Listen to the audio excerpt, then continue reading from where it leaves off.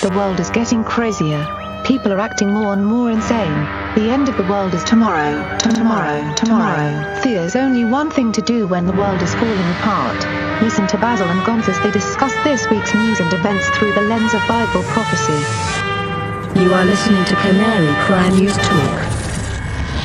You're listening to Canary Cry News Talk. Today is July 13th, 2020. This is episode 218. Welcome, everybody. This week, we've got Waif-Fare is fired. And you know me, I'm not your echo chamber, but I'm your best buddy, Basil. And this is Gonz. Welcome to another episode of the podcast where we talk about all the news out there and we try to come at it from a biblical perspective, or at least a fringy biblical perspective. And, wow, catchy. Yeah, super tagline there. Well, it's not a tagline. I'm just explaining what we are for first-time listeners, because we always have people. An academic explanation of what we Sure. do here. Sure. Very good, Gonzo. Let's see. Today's Monday, first show of the week here, so we're gearing up. Anything exciting happen over the weekend? Nothing too exciting. I did hit 264,000 subs on YouTube without getting a whole bunch of subscribers deleted. At least not yet. We're stuck on You did it. You finally made it. I cracked that glass ceiling, although, again, they may just, once they notice, they might start doing like the, 200, 300 sub minus negative thing that they do. They heard you complaining so much, so they thought they'd just let you hit that little goal and... I know. It all starts again. I know, but then I think after this broadcast, because there's a pattern. Every time I post anything, a video, anytime we do a live stream, about 100 to 200 unsubs. So either I'm really bothering people and normal people that are like, because we still get the comments, what happened to FaceLikeTheSun? Worthless channel now, another good channel dead, stuff like that. So I think I think your googly eyes. Is so mean. I know. Yeah, your googly eyes still hits people the wrong way for people that haven't checked out the channel for a while, and then all of a sudden, they don't realize that we've been podcasting for nearly 10 years. But, yeah. People are at that's different what places. We do. We're rattling cages across the internet here, Gonz. And with those googly eyes. The googly eyes really triggers people. Well, that's fine with me. I'm okay with that. I also had a crazy dream. Oh. Yeah, I won't get into it, but you were there. Oh, you were trying to save me, but you didn't really help. Well, at least I tried. And you were without your mask, so maybe that was part See, of the that's problem. why I didn't succeed. Yeah. The mask is where all my power comes from, like any good superhero. Sure. Yeah, but Anything it doesn't for you? protect me from COVID, though. Anything exciting for you? Oh, yeah, lockdown in our neck of the woods. Gavin Newsom. You re-locked down? Re-locked down. Gavin Newsom decided, that we... And the thing is, we're locked down for 3 days. What? Locked down for 3 days.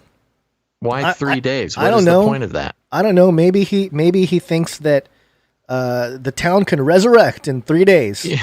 I have no idea what that... What is the scientific reason to shut down for 3 days?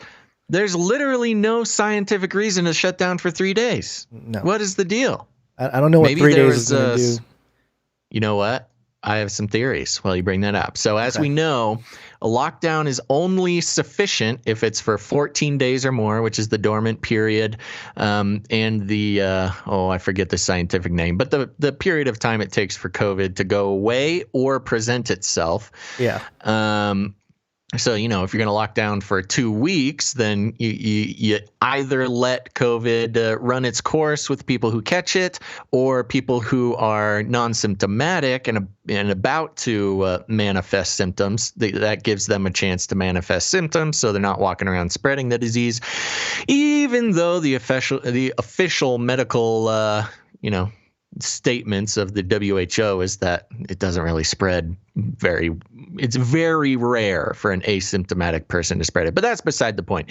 So a lockdown for 3 days has no scientific reasoning behind it, except for maybe they, maybe somebody put in a permit for a protest during those 3 days, and they got to have a good reason to not allow that.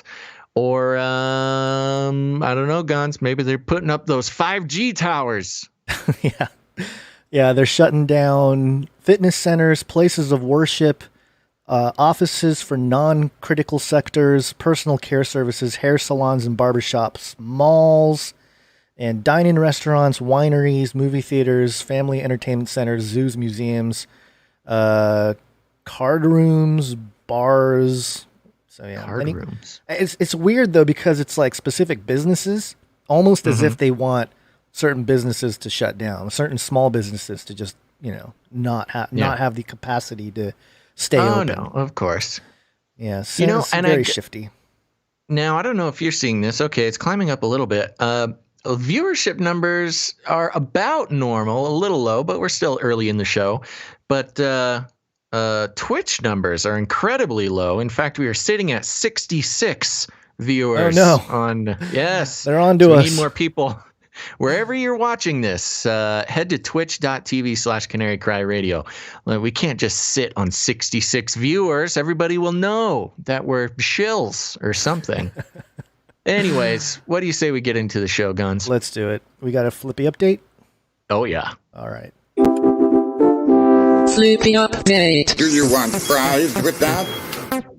Okay, for those who don't know, Flippy is our colloquial name for the disembodied robot arms that are taking our jobs, enslaving our children, and flirting with our spouses. And it's true. It's happening, but we also use it as a proxy conversation to discuss the technocracy and how robots and artificial intelligence are worming their way into our lives.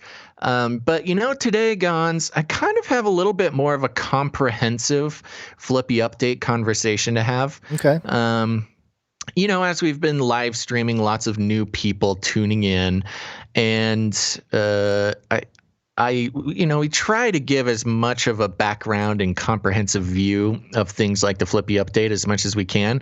But I figured I'd take the opportunity, since we've got a mainstream outlet here talking about it, to round out the ideas and a little bit of the full-scale sort of global idea behind what we call the Flippy update and what the rest of the world calls the future. So I'm going to read this article from independent.co.uk. This is going to be a little bit longer, but I think it's a pretty good comprehensive look at what we're talking about. Are you ready? I am ready. Okay. Oh gosh, the cats are circling. They're circling me. I can't see them, but I can hear them, and I don't know what's going to happen. But if the line goes dead, call animal control. Okay. All right. The article is titled, AI Technology Will Soon Replace Error-Prone Humans All Over the World, but here's why it could set us all free. Freedom! They're here to set us free. Whoa, that spooked me. Okay, there's a cat on my lap now. You're definitely not free from those cats. The article reads, it has been oft quoted, albeit humoredly, that the ideal of medicine is the elimination of the physician. The emergence and encroachment of artificial intelligence on the field of medicine, however, puts an inconvenient truth on the aforementioned witticism. Over the span of their professional lives, a pathologist may review 100,000 specimens. A radiologist, more so. AI can perform this undertaking in days rather than decades. Visualize your last trip to an NHS hospital. So this is a UK outlet. So NHS is their national health system. The experience was either one of romanticism or repudiation. The hustle and bustle in the corridors, or the agonizing waiting time in A&E, the empathetic human touch, or the dissatisfaction of a rushed consultation, a seamless referral, or delays and cancellations. Contrary to this, our experience of hospitals in the future will be slick and uniform. The human touch all but erased and cleansed. Cleansed. Guns. Yeah. Cleansed of the human filth in favor of complete and utter digitalization. Envisage an almost automated hospital, cleaning droids, self-portered beds, medical robotics.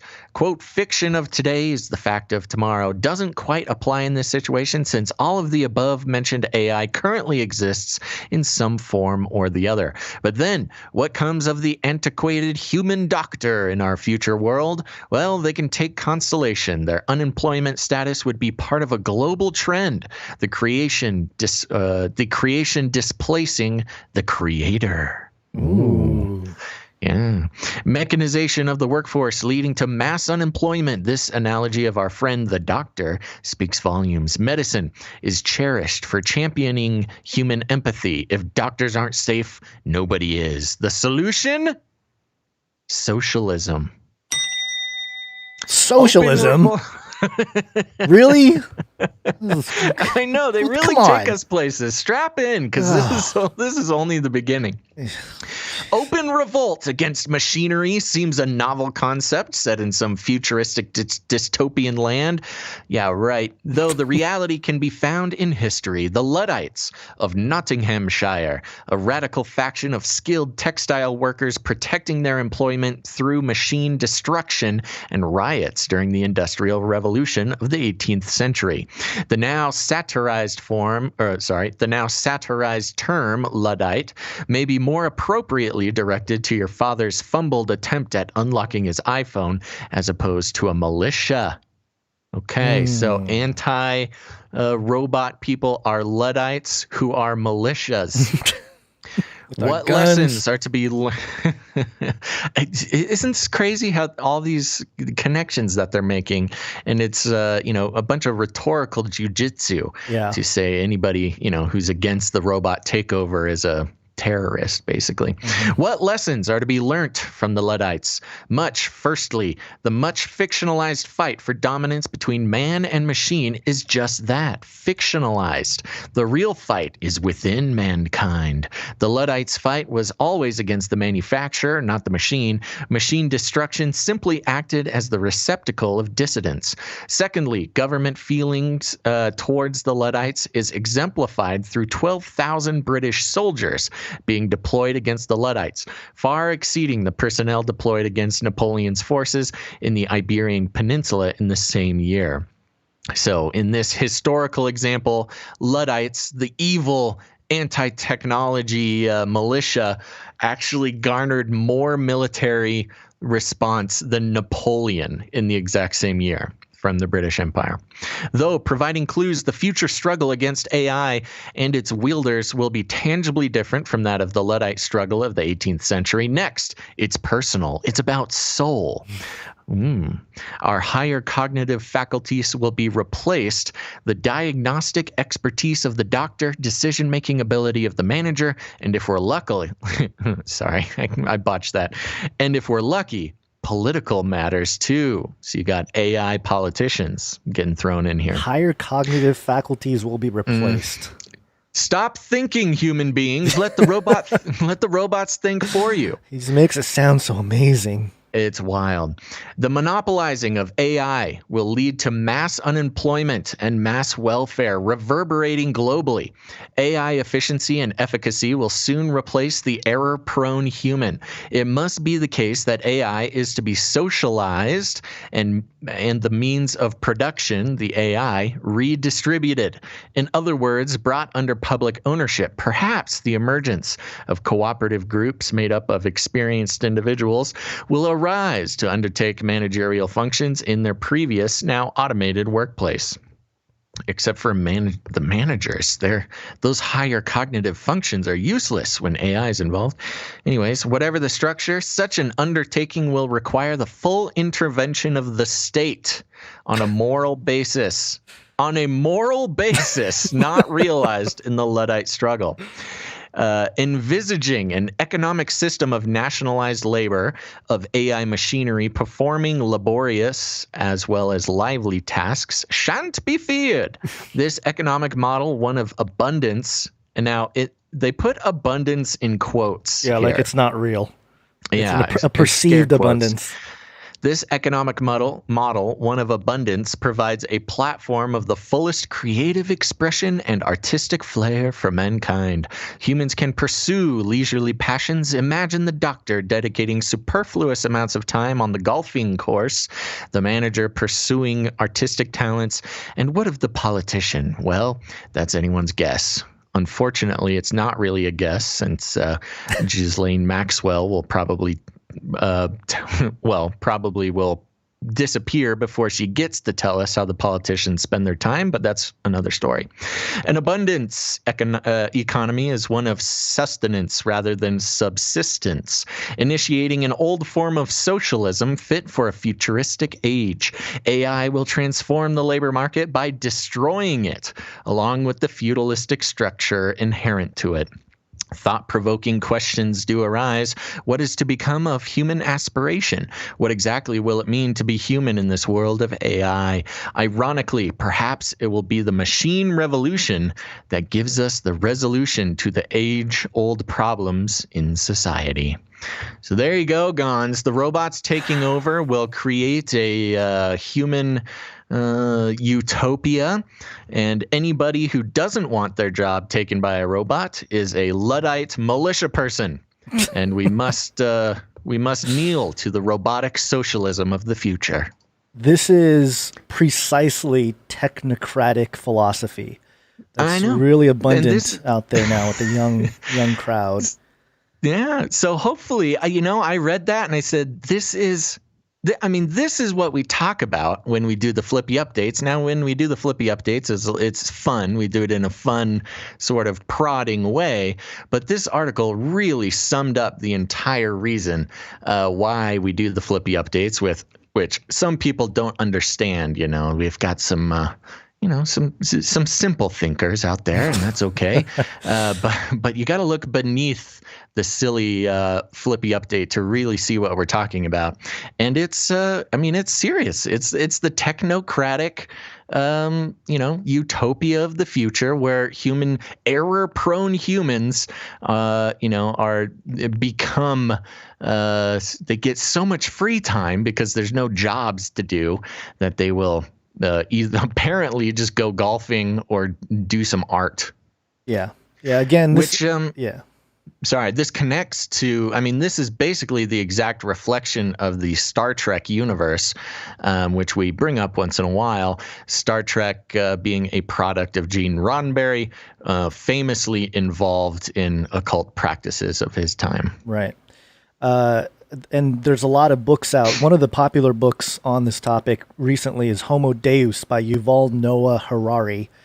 And he came out and he basically, I have his part of his thing quoted. Actually, that clip, bigger, better, tastier, I have it somewhere here, but that clip is from that audiobook where he talks about how, what these doctors, these scientists, these politicians, what are they going to do with their time? And actually what the book argues is that they're going to spend their time seeking immortality.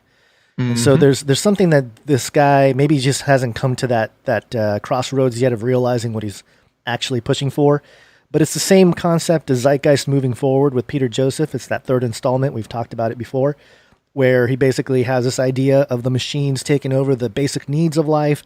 And so, humans can thrive with art and music and stuff because we're no longer held down by our need to produce the things that give us the sustenance of life, but rather we can thrive. And in that context, we will seek immortality and achieve it. It's a very alchemical philosophy. It's really, there's nothing new under the sun, and that's really been the point of transhumanism and all that stuff. But in the context of AI and technology assisting us in the medical field, that is really a huge part of the entire scientific dictatorship and where this is all headed, because what they want to do is eradicate humans from, what does he call it? Error-prone humans. But, a part of being human, and what's actually interesting is all these technocratic folks, these guys that think like this, they're actually proving a biblical worldview that humans are in sin, they're falling short of something, And it's just fascinating because they're blind to that aspect of, hey, theologians have been saying that about humanity for a long time. What is this sudden realization that humans are flawed in the realm of science and technology, thanks to the AI? It's just a very interesting, again, nothing new under the sun. And it's very interesting because part of this utopia is the release of human beings from the necessity for work, which on one hand, there's an obvious conversation to be had about the nature of work and the health and the despair that work can bring. But there's been plenty of poets and philosophers and theologians over the years, as well as recent scientific studies within the past couple decades, stating that when a human being doesn't have meaningful work to do, they are sort of rudderless. And and a lot of things can come out of that: addiction and self-medicating in a lot of different ways, and the continuous search for meaning, which, if there is no skills that you can gain, and there's no accomplishments, no direction in which to point human aspiration, that inevitably leads to a decrease in overall well-being, life experience, quality of life, mental health, and you could add spiritual health in that as well. Well, and not only philosophers and poets and scientific studies, but also movies like WALL-E. I mean, WALL-E is a perfect example of looking at a future where humans don't have to work and robots do everything, and we're just sort of left to experience nothing but perceived pleasures of this world. And that didn't work out well either. So if you don't want to read the poets, philosophers, theologians, or scientists, just watch WALL-E. It'll tell you the whole program. It's funny how the simplest of kids' movies and the deepest of books on all this kind of stuff all pretty much say the same thing. Reflect on the human condition. And so there you go. Part of the work thing too, also interestingly enough, is connected with that sin nature, because I think part of the fall with man toiling on the ground and things like that, that's all part of, again, just our condition here. And to want, again, they're proving this biblical perspective of being fallen because they want to be free from that stuff, free from the curse, so to speak. And, it's just fascinating how religious and spiritual and even biblical, I would say, a lot of their views are, but they're just missing the main point of all that. They're like, so Jesus, no, but robots, yes. It's just really weird how that works, but. Right. And of course, within the Flippy update over the years, we've shown how religion is also being passed off to the robots to lead as well. Yes. So for those who are relatively new to the show, I hope that article gave you a nice rundown of the reason why we do silly Flippy updates. We'll continue to do them. And if you came in a little late and you missed the article, I highly recommend you catch the episode after the live stream. You can find a good quality version by searching Canary Cry News Talk on any of your podcast catchers. That's Apple Podcasts or Stitcher or Spotify. Wherever you do or do not listen to podcasts, you should tune into that article. Very important, not just for understanding where the world is heading, but also understanding this show and Flippy updates and what we've been talking about, for almost 10 years now. So, yes. All right. What do you got? We got some brief updates here. We interrupt this broadcast to give you a brief update. By the end of this timely interruption, you will be thoroughly updated. Speaking of the beast system. This is from yahoo.com, and the headline is Kanye West says coronavirus vaccines are the mark of the beast. Oh, wow. Kanye thinks... Did he say this after his presidential bid? I think so. Wow. Kanye West thinks a coronavirus vaccine will be, quote, the mark of the beast, and he accuses those developing a cure of preventing people from, quote, crossing the gates of heaven. That's the article. Wow. That literally is all it says in this article. Is there Maybe a there's video more. or something? Well, there is a video, yeah, but Okay. I think it basically don't need- outlines the same thing. Yeah. What do you think, Basil? You think President the Kanye whole is Kanye thing has been very interesting because some people have pointed out he's sort of a Trump type. I mean, he obviously throughout the years has connected with Trump. He visited the White House and wore the MAGA hat and expressed maybe not the same views, but views in line with sympathetic maybe views. those who are looking to Trump. But it's kind of weird, man, because of course Kanye being a suspected Illuminati shill, to so perfectly be fitting what a candidate, what a fringe sort of candidate would be looking for, whose former only choice was Trump, but now you get a black, I won't even call him a Trump type, but a black conservative type who also knows his way around some fringy end times rhetoric. He's either the answer to some people's prayers or a very brilliantly constructed, shill or distraction. Well, it's interesting because in this time they are, even publicly, they're really trying to divide the divide and conquer narrative.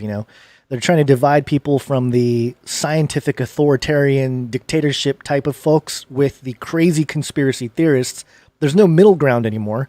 We read an article last week, I think it was Bloomberg or somebody, that said, that's what's going to happen with this vaccine issue, is that we're going to have these people that are compliant with the scientific elite and those who are going to be wild conspiracy theorists. And I think this is just that he's just trying to divide the people more and more, because I think any reasonable Christian, even like your fringe Christians, like I saw this narrative a lot with people, but I don't know. I'm not sure how many people really buy this narrative that it is the mark of the beast. Right. I know there's a lot of compelling things to suggest it's kind of like the mark of the beast. If for example, or it's a suspect, or suspect, it's on the list of suspects. Of potentials. Yeah, but yeah.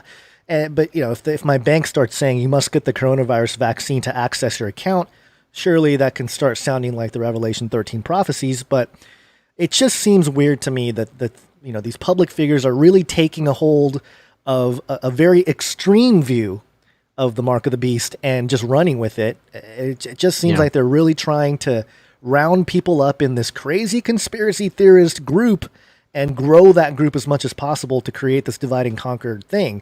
And folks like you and I think we're just more in the middle, like, okay, yeah, I mean, that's a little crazy. Like, we're not saying that.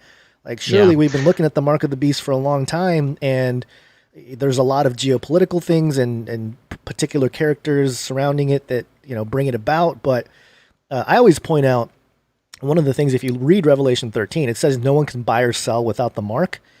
And that suggests that literally that you're going to have this complete surveillance state where literally nobody can buy or sell without it, because look, let's say the vaccine, they do some kind of mark of the beast-ish type of thing with the vaccine. You can't buy or sell without the vaccine.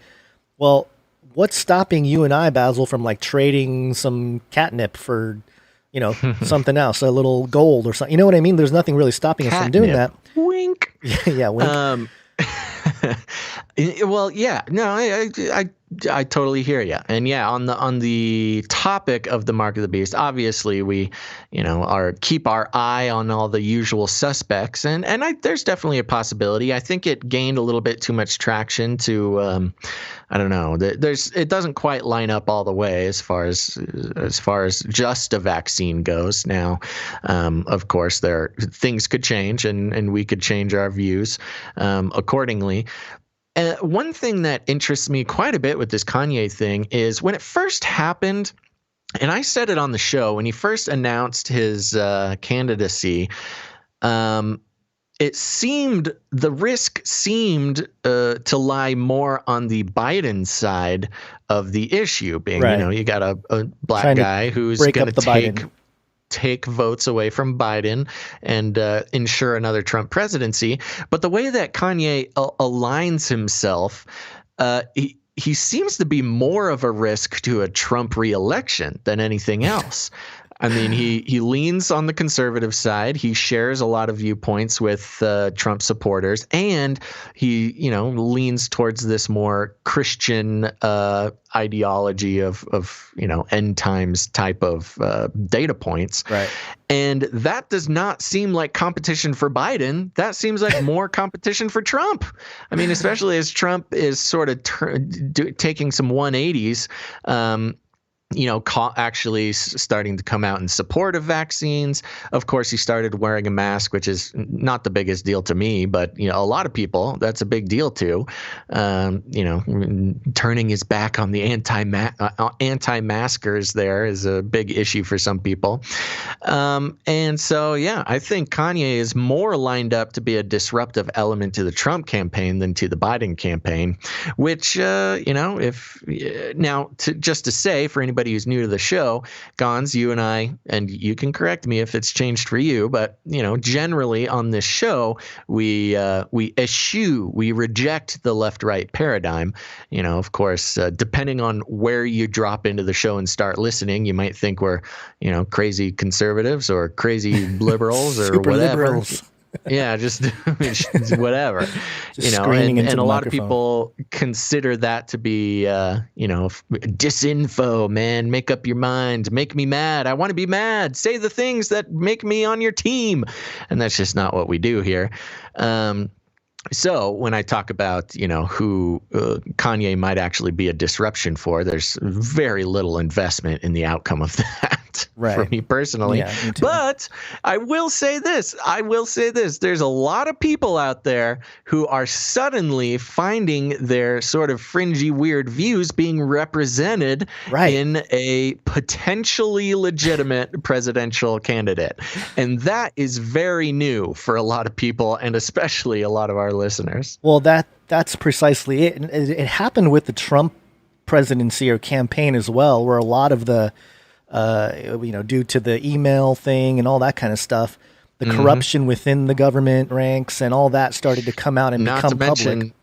Yeah, not to mention Trump being on the Epstein flight logs, which is pretty problematic. Right. So I just think it's very interesting that, yeah, you're right. A lot of these fringy views are being picked up by politicians, and that to me always screams psyop. So, yeah. Regardless of whether it's a little early. We don't even know if he's going to make it on any ballots. So maybe a big old nothing burger, as our mainstream folks might say. Okay. Along with that, your buddy Elon, I always say your buddy Elon, and you always have to. Gons, do you know what the based pill is? The based pill? Have you ever heard of the based pill? Is that like the black pill? In chat, I don't know. People in chat here are saying that I've taken the based pill. What's I don't know what that is. Somebody explain it to us in chat. Yeah, put it in the chat. I need to know what medications I'm on. Tell me what the based pill is. Okay. This is along with the whole Kanye narrative here. Haveru.com.nv. Elon Musk backpedals on support of Kanye West's presidential bid. Previous 7 days, Kanye West announced that he's managing for president with the full support of his friend, Elon Musk. Soon after looking at West's most recent job interview with Forbes, on the other hand, the Tesla founder appears to be backpedaling. Yeah, I mean, there really is not. I don't want to get into the whole article. Do you have the actual tweet there? Does it show the actual tweet? Because I know what it is. If you want me to do it by memory. See. We may have more difference of opinions than I anticipated after the breaking news.ie. Kanye came in as more or less giving some anti-abortion and some other sort of some conservative views there on some things. And that's when Elon, who previously supported Kanye, and then Kanye came out with his anti-abortion and anti-vax views. And Elon's like, we must still kill babies. Overestimated and we must still shoot you with vaccines. So, yeah. Whoopsies. So there you go. Musk, famous quick talker Musk may have jumped the gun on that a little bit. Okay, I'm reading here in chat that based pill is another term for red pill, I think so. Okay. Okay, I guess that's nice. Thank you. All right. I think that's a good You thing. think that's a good thing? Yeah, I don't know. All right. I hesitate to associate myself with any group, but I hesitate to take any pill, to be honest. yeah, based means speaking truth. Okay, good. I like that. All right. Okay. Thank We're you. going to run I out was of afraid. words. I was by the end afraid of that this. I had crossed some sort of line. Yeah. All right. We got another quick update here. It's a little bit of a longer update, but it's worth talking about here. Epstein didn't kill himself. And we've been tracking the the Ghislaine Maxwell thing. New York Post .com published an article today. Why Ghislaine Maxwell may be granted bail at upcoming arraignment. Mm-hmm. And it says Ghislaine Maxwell will learn whether she'll have to stay in jail pending her trial on sex trafficking charges when she's arraigned Tuesday, with former prosecutors saying her release is not completely out of the cards. We are a day away from finding out if she gets to go home or not. The coronavirus outbreak in the federal prison system, very convenient, and the fact Maxwell didn't flee the country after Epstein's suicide. I thought she did. I thought she was in Israel or something. Anyway, may save her from languishing in a federal jail cell, former federal prosecutor Jamie Nowadays told the Post. Quote, I think this one is a closed case. Epstein had no chance at all at bail. She is in a very different position. That sounds ridiculous, but okay. In a detention memo filed after Maxwell's arrest, prosecutors argued for remand, saying she's an extreme flight risk given her vast sums of money, 3 passports, and ties to European countries such as England and France.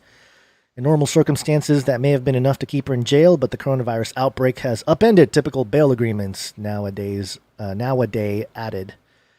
Quote, all bail arguments look a little bit different now, given COVID. That's definitely in her favor, Nowadays said. More and more there's a push toward home confinement, especially holding people pre-trial when you still have the presumption of innocence. Kind of goes on here, but yeah. So basically, it looks like she might have a chance of getting out on bail, $5 million bail. Yeah. Yeah. I don't know. That's not good news. It's not good. Well, once she's out on bail, maybe that's when they announce the coronavirus. You know, Mm-hmm. she's a risk with all the coronavirus in the federal prison that she's in. Just horrible. Yes. Of course. Yeah. Okay. I have, let me do this Daily Mail update on Ghislaine. Sure. This is from dailymail.co.uk. Ghislaine Maxwell has tapes of 2 prominent U.S. politicians having sex with minors and boasted of owning powerful people. Former friend and jewel thief claims. What in the world? All right. Ghislaine Maxwell has tapes of 2 prominent U.S. politicians having sex with minors and boasted of owning powerful people, according to a former friend. The ex-jewel robber, who used the pseudonym William Steele. Hi, I'm William Steele. They said they, quote, forced him to watch the footage as they wanted to convince him of their power. He also claimed to have seen clips of celebrities and world figures having threesomes, even orgies with minors. It follows Maxwell, 58, being arrested last Thursday on charges she helped lure at least 3 girls, one as young as 14, to be sexually abused by Epstein, who was accused of victimizing dozens of girls and women over many years. Steele told The Sun, they wanted to convince me of their power and who they held in their grip. They boasted about owning powerful people. He added, quote, I saw videos of very powerful people, celebrities, world figures, in those videos having sex, threesomes, even orgies with minors. The former friend also referred to 2 high-profile American politicians who were in videos with minors. Maxwell, the daughter of late British publishing magnate Robert Maxwell, is the former girlfriend and longtime close associate of Epstein. She is accused of, we all know what she's accused of. So there you go. They finish out and talk a little bit about her getting arrested in New Hampshire, et cetera, all the shadiness behind that. But yeah, William Steele, the jewel thief, the proclaimed jewel thief, is coming out. You know, that's a dangerous thing for William Steele to be doing, really claiming the types of power that Maxwell might have to wield, especially when she's going into a situation where, some very high-powered people might be able to help her out of this sticky situation. So just another, another check on the box, the checkbox on the list of reasons why Ghislaine will not make it to court. Yeah, have we seen any actual footage of Ghislaine? A picture or video of her actually in the prison or the federal prison here, or being arrested? No, I haven't seen anything. That's part of the issue here too. The stories, and then the last story with the lawyer coming out saying she's innocent, and then people like, what's his name, something Steele. William Steele, jewel thief, coming out. And the thing that really, the first thought I had was only two prominent U.S. politicians. Why so few? Well, yeah. And these are the ones that he saw. These are the videos that he saw with his own eyes. Okay. Well, so maybe he only saw two very important political figures in these videos, as well as celebrities and world leaders, though. It's just none of this sits right. None of it at all sits right with me. It just all of it seems very. What do you mean, Gons? contrived. William Steele, the jewel thief, coming out? This article has been shared almost 1 million times too. What's fishy about that? I don't know. Do you believe Bill Steele? I have no reason to not believe William Steele. I mean, you know me, Gons. I believe any jewel thief. So what kind of jewel thief was he? What? I've got a soft spot for renowned jewel thieves. What kind of what was he doing? Was he robbing the royal jewelers, or what was he doing? Was he going into Africa? I don't know. Actually, that would be interesting. I do want to look more into this William Steele guy. Who is this guy, and why is he? There's got to be other material. Why is he getting headlines? I'm putting that on the list of things to keep track of. Maybe on the next show we'll have a William Steele segment. I'm sure. Who is this guy? But it doesn't look good for Ghislaine Maxwell to have renowned jewel thieves coming out and giving hints as to what evidence might exist. Maybe this is his out. This is his way of cooperating to try to lower his own. Maybe he's trying to get a sentence reduction or something. Yeah. There you go. Another story related to all this Ghislaine madness here. This is FoxNews.com. Ghislaine Maxwell wrapped her phone in tinfoil in bid to evade law enforcement, feds say. Wow. Yeah. Wow. Ghislaine Maxwell, British socialite, tried to evade FBI agents before she was taken into custody and wrapped her cell phone in tinfoil to avoid detection, federal prosecutors said Monday. The details were cited in court documents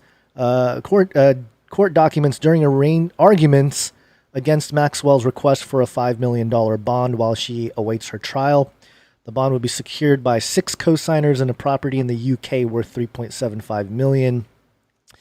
And prosecutors argued against Maxwell's release, saying she poses a flight risk and is, quote, skilled at living in hiding with her tinfoil wrapped cell phone. Wow. She couldn't spend the $15 to buy a Faraday cage on Amazon? Or just like a burner phone? Did you not do a burner phone? It's so important to have a... I would imagine if she's at that level, don't you think she's got like a notebook, like a handwritten type of thing going on instead of like her cell phone?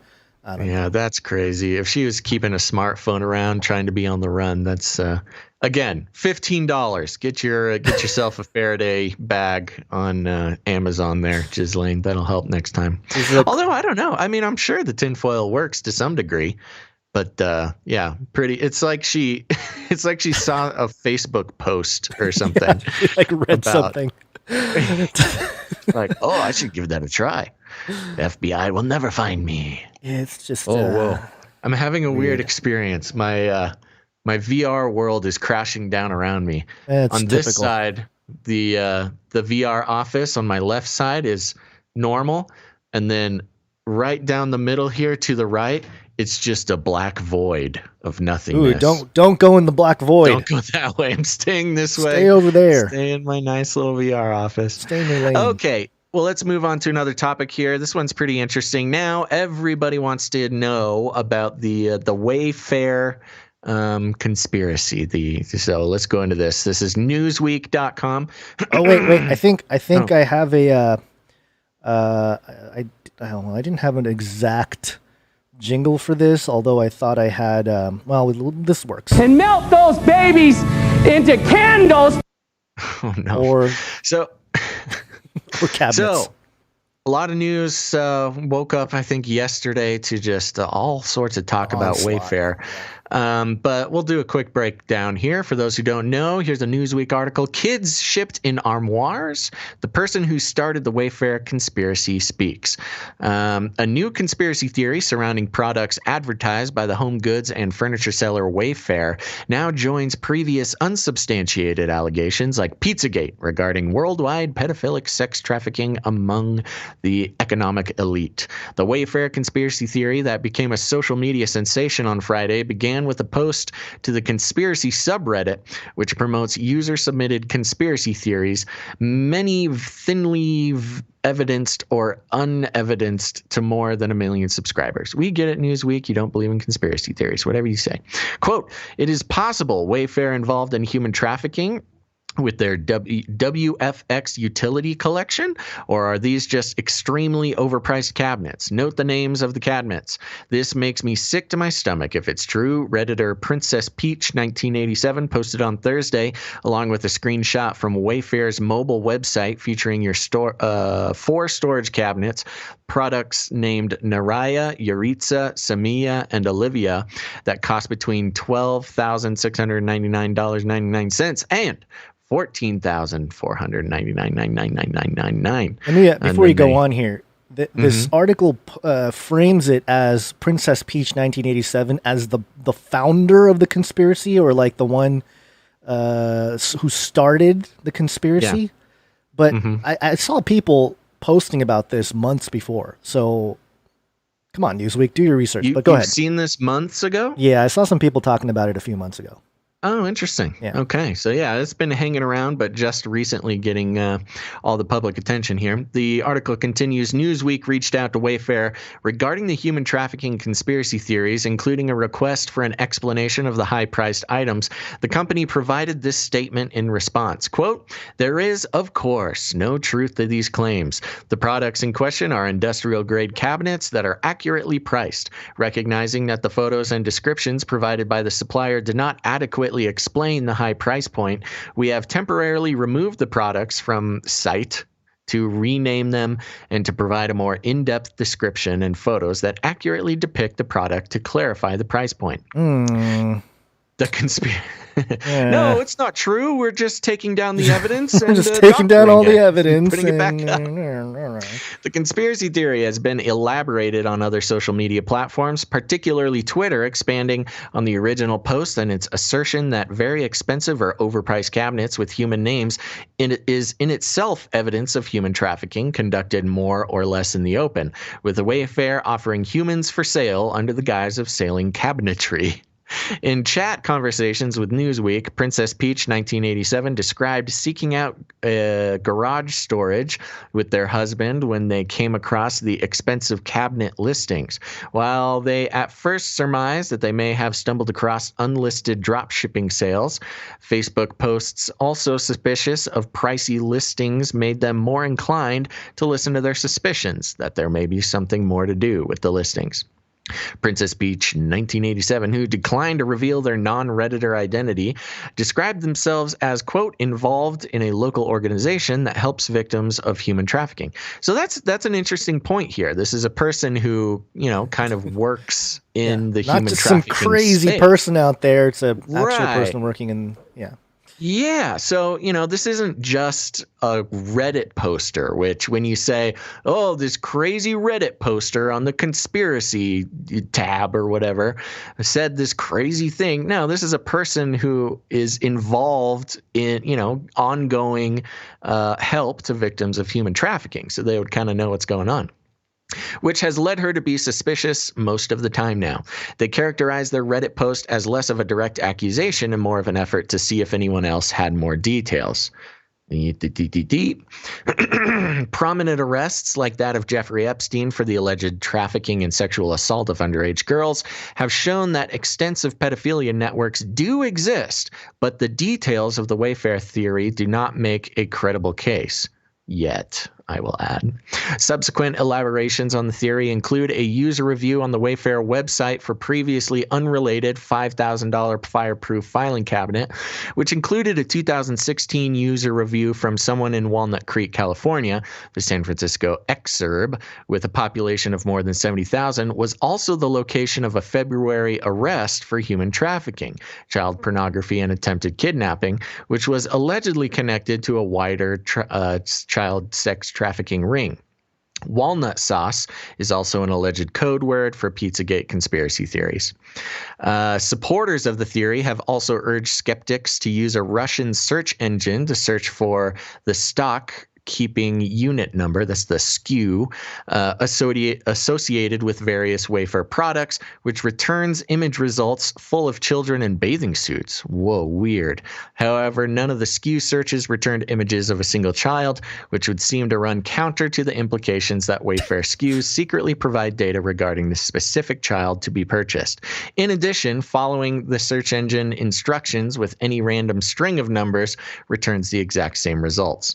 Supporters of the theory have also drawn connections to June 2019 protests by Wayfair employees, which objected to the company selling furnishings to a Texas detention facility for migrant children.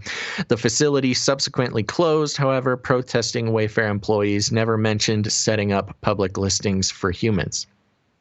Still, the Wayfair conspiracy theory has begun to take on a life of its own on social media and will likely become part of the extensive mythology regarding child sex trafficking brought to national prominence with Pizzagate. And then they kind of give a review of Pizzagate after that.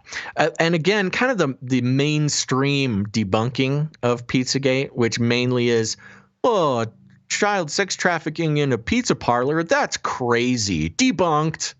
Yeah. Okay. Well, a lot of it was straw men where they're like, Hillary Clinton personally held children in the basement. Thing. Yeah. Yeah.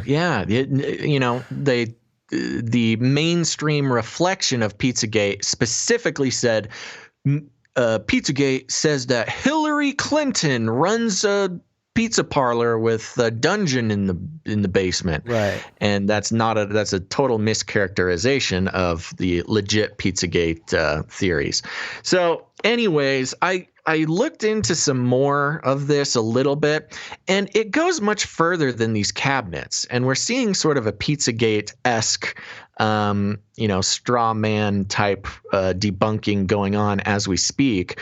But there's a lot of people who pulled a lot more screenshots of tons of other products. Like there's a $10,000 pillow with a name, just has a single human name to it. And the prices change when they put in their personalization of the names and stuff that you can sew into some of these products. And like a $30 thing, all of a sudden you start you want to put your personal name in there and it goes up to $10K or whatever. Very bizarre.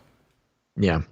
They do say here at the bottom, while the so-called Podesta emails contained multiple newsworthy revelations, including the content of speeches Clinton delivered to Goldman Sachs and the leak of questions to the Hillary campaign in advance of a CNN town hall with 2016 Democratic primary opponent Bernie Sanders, Pizzagate was built on the unsubstantiated claim that certain words within the emails were in fact coded allusions to child sex trafficking. In the arbitrary associations developed by conspiracy theorists, various food words, including cheese, map, walnut sauce, and of course pizza, were actually coded indications of people's preferred child victims, which is not debunked. Well, not only is it not there debunked, FBI that's what I'm saying. These were based on FBI documents, not conspiracy theorists. So I know this is just one of those things, man, where the mainstream, and this is Newsweek. I mean, this is barely Like, Yeah. look, This is mainstream. joking. This is, yes, mainstream light. Yeah.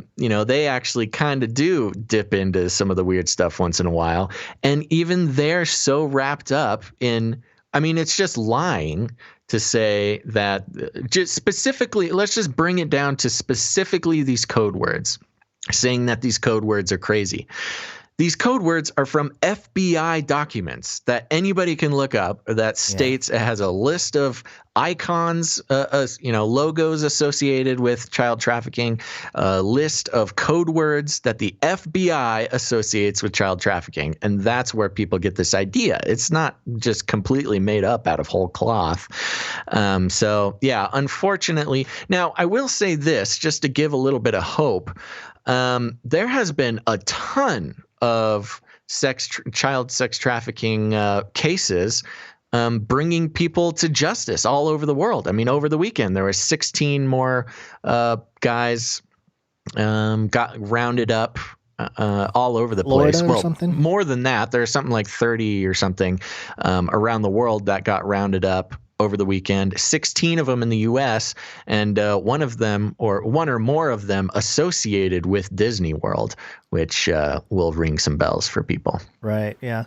Along with this, it's very interesting how we had Pizzagate before the 2016 elections, and now we have Wayfair before the 2020 elections. There seems to be a lot of patterns emerging with all this stuff. Right.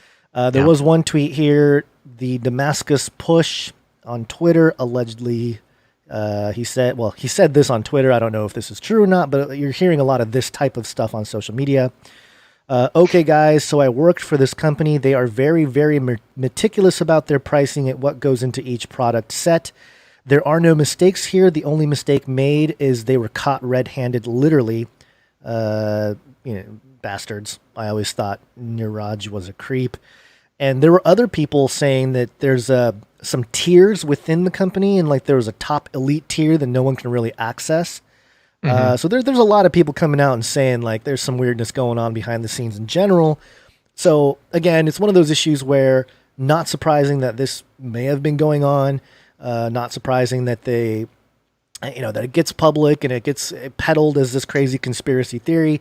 The truth is probably there is something to it. It may not be all the claims you read on social media, but there's probably something to it.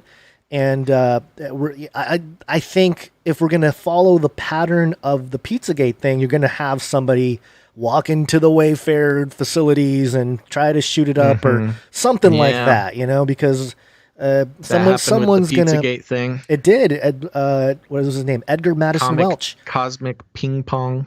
Comet Ping Pong. Edgar Madison Welch, which, by the way, one of the weird things about that whole story was, apart from him allegedly shooting firing one bullet and it hitting some kind of hard drive, luckily, right? Was he was listed as an actor on IMDb. His father is involved in some kind of child trafficking, like exposing child traffickers or something like that. And even more closer to home, which is very bizarre, is that he was somebody who followed me on Facebook. And the morning it happened, somebody messaged me and said, "Hey, this guy's on your friend list." And I was like, "Oh, what the heck?" And I remember deleting him off my list. And I thought, "Oh shoot, I should have looked into him a little bit before I did that." Archived his page or something. Not only that, his alleged fiance emailed me at one point and said, "Hey, he's not a bad guy. I want people to know he followed your work." It was really weird. I didn't respond to it at the time because I didn't want to get wrapped up into this whole thing. But it's weird that, conspiracy theory people get sort of pulled into it. And then folks like myself getting contacted by family. It's just I was very skeptical of the whole thing. Very suspicious. It would have been very easy for me to do that and get, thousands of followers and get a huge buzz going or whatever. I just, the whole adage of don't become the story. You just, if you're not involved, you shouldn't be involved. You shouldn't be involved. If you are involved, you shouldn't be involved. And that's especially with what we know about how the FBI operates. That's not really a good thing to And- start getting involved with. And if you're curious about the title of this episode, the reason why it's spelled weird is because, according to some folks doing some research here, Waif. Waif. WAIF. Waif. Yes. The definition: a homeless, neglected, or abandoned person, especially a child. Okay? And fare, if you spell FARE, of course, everyone really, they know the definition of fare, which is the price charged to transport a person. So there you go. So the Wayfair. I mean, this is one of those ones. This is not evidence of No, anything. it's not evidence. It's just a weird coincidence that somebody picked out. Waif being a stray person or animal, especially a homeless child, and fare being the price charged to transport a person. Just a weird thing. Yeah. Weird thing.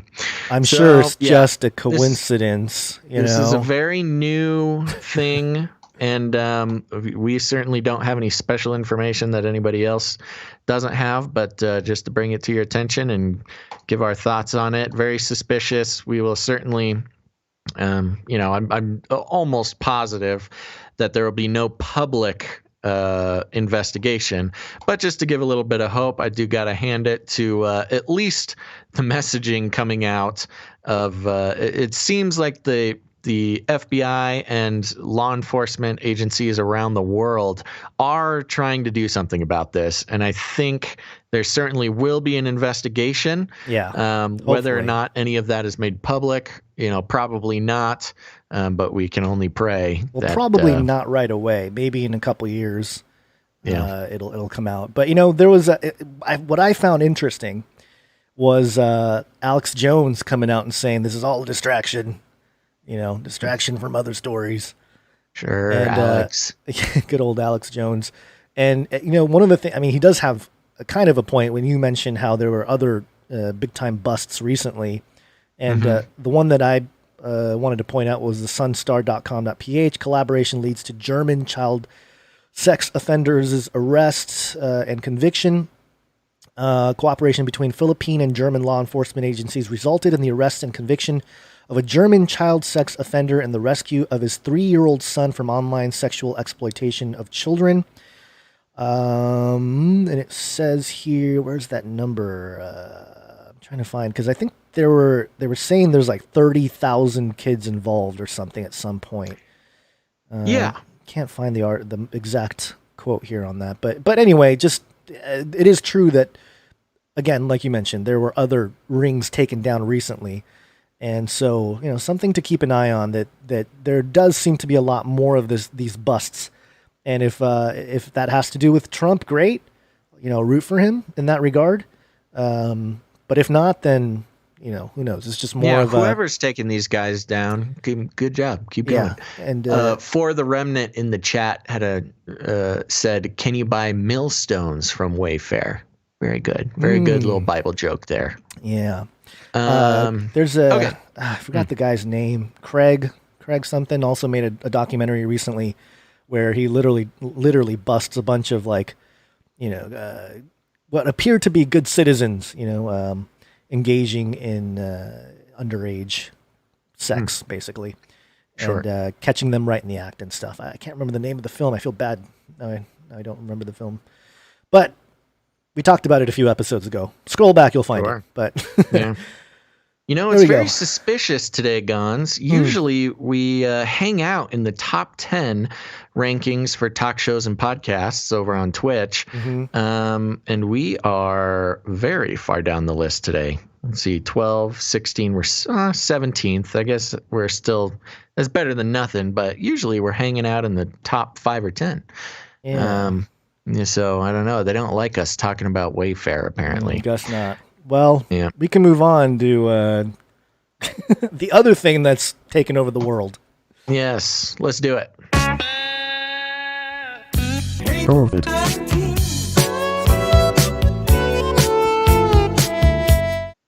This is CBSNews.com. Feds charge phony church with selling toxic bleach as COVID-19 cure. Man, I feel like this is all a lot of psyop going on. Yep. A Florida father and son have continued to sell a potentially deadly bleach product billed as a miracle cure for COVID-19 through a fake church, despite a federal judge ordering them to stop, federal officials said in filing criminal charges against them. Mark Grenon and his 3 sons, Jonathan, Jordan, and Joseph, are charged with conspiracy to defraud the U.S. and distribute mislabeled drugs, according to the suit filed in the Southern District of Florida on Wednesday. According to the criminal complaint, the 4 allegedly pitched, quote, miracle mineral solution, or MMS, a toxic bleach as a cure for COVID-19. Quote, oh boy. They sold this dangerous product under the guise of Genesis 2 Church of Health and Healing. Genesis, an entity that allegedly created in an attempt to avoid government regulation of MMS, according to the statement detailing the allegations. The U.S. Food and Drug Administration, quote, has received reports of people requiring hospitalizations, developing life-threatening conditions, and dying after drinking MMS, labeled death from COVID-19. I just added that last part. Noted the U.S. Attorney's Office for the Southern District of Florida, which did not elaborate further. The government had already filed civil charges against Grenon and his adult children and obtained a court order barring them from continuing to market MMS. The family responded by threatening violence against the judge in the case, federal officials said. Quote, not only is this MMS product toxic, but its distribution and use may prevent those who are sick from receiving the legitimate health care they need. A U.S. District Court already has ordered the defendants to stop distributing this product. We will not sit idly by as individuals purposely violate court orders and put the public in danger, Ariana Fajardo-Orshan, U.S. Attorney for the Southern District of Florida, said in a statement. Grenon in Bradentown, Florida, and his offspring, interesting way to put it, his offspring could not be reached for comment. The family earned $500,000 in 2019 selling their potions to thousands of vulnerable Americans, according to Justice Department. Profits surged in March 2020 when the family began falsely touting MMS as a cure for novel coronavirus and taking in about $123,000 during the month, the Fed said. And it kind of goes on here with there's only a couple more paragraphs here. That's even though the FDA has for years warned consumers not to buy or drink chlorine dioxide products based, let me try that again. That's even though the FDA has for years warned consumers not to buy or drink chlorine dioxide products such as MMS sold as medical treatments. The legal action comes as part of the government effort to stymie scams related to the pandemic, with consumers pitched phony cure-alls for or immunity when there is no known vaccine or cure for. Whoa, hello, baby. Okay, we got a baby in the house, folks. Yeah.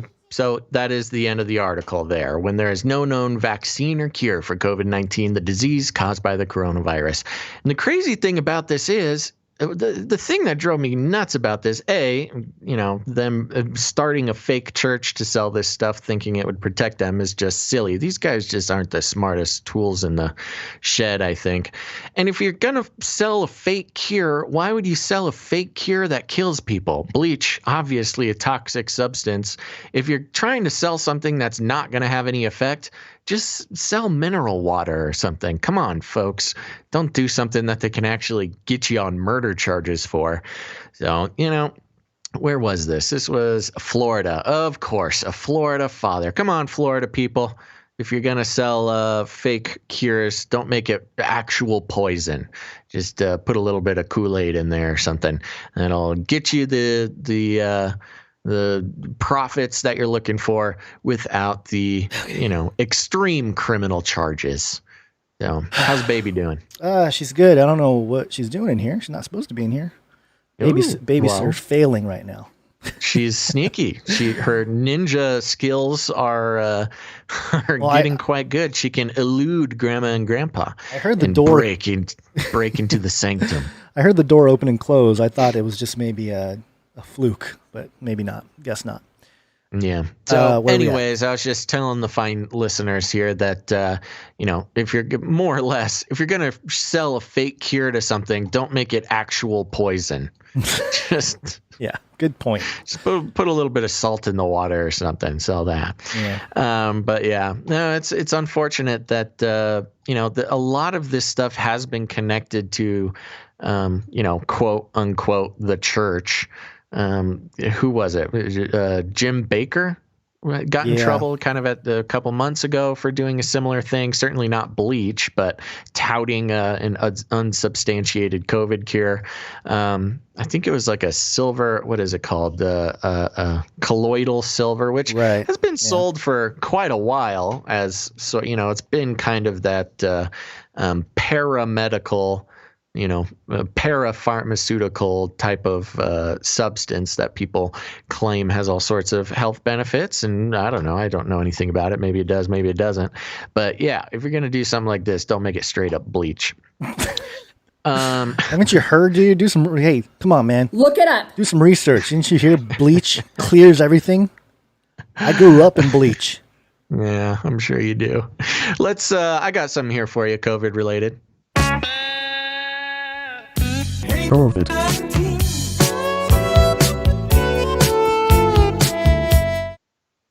This is an interesting conversation that I feel like a lot of people are having. This is on a website called madinamerica.com, and the sort of subtitle of it is Science, Psychiatry, and Social Justice. But let's see what they're saying here. The article is titled, "Is COVID-19 Making Everybody Crazy?" I think so.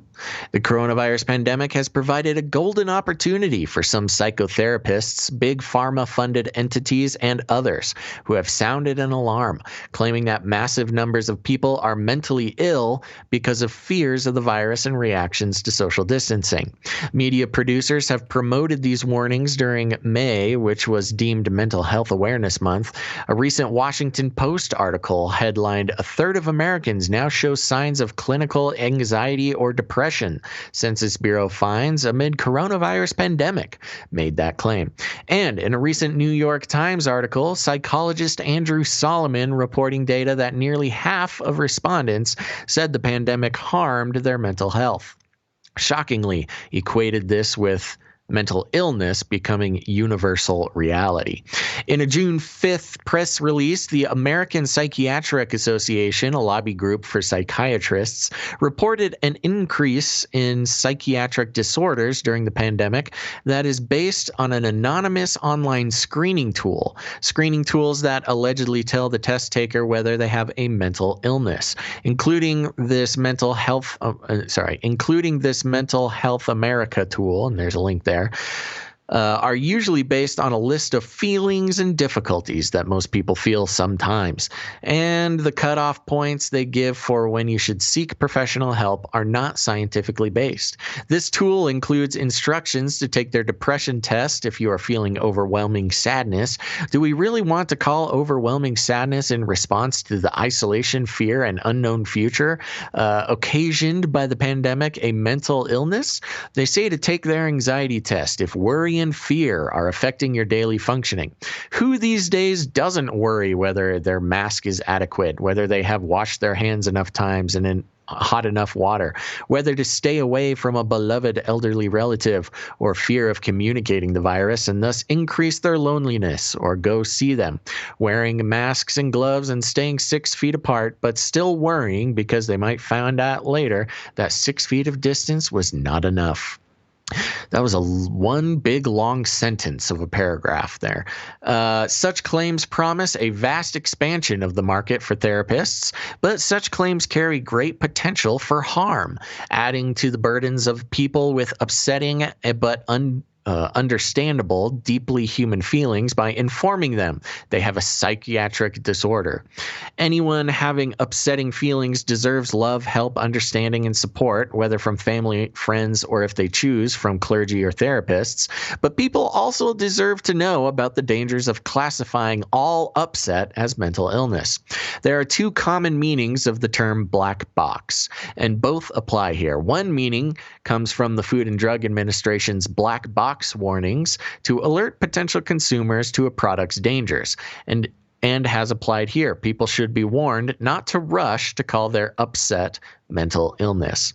When people are struggling, suffering, or responding in unusual ways, they frequently fear their feelings mean they are mentally ill and that they should be doing better than they are. One of the most helpful things that therapists can do is to let them know that their feelings are deeply human reactions, not signs of illness. A hard look at 4 facts makes it clear that caution is warranted before pathologizing reactions to the current pandemic. First, little is known about COVID-19 or how to protect oneself from it, and its effects can be fatal. So feeling confused, frightened, and terrified, powerless, helpless should not be classified as psychiatric disorders, but rather as normal and understandable reactions to extremely unusual events. As poet Heather McHugh observes in our daily lives, this is the next point here. As poet Heather McHugh observes, in our daily lives under ordinary circumstances, we tend to avoid, quote, our fundamental terror at our own deaths. But the pandemic's massive concentration of so many deaths at once and the fact that our own death is now more likely to be imminent, quote, makes the burden of the knowledge of mortality weigh heavily on us.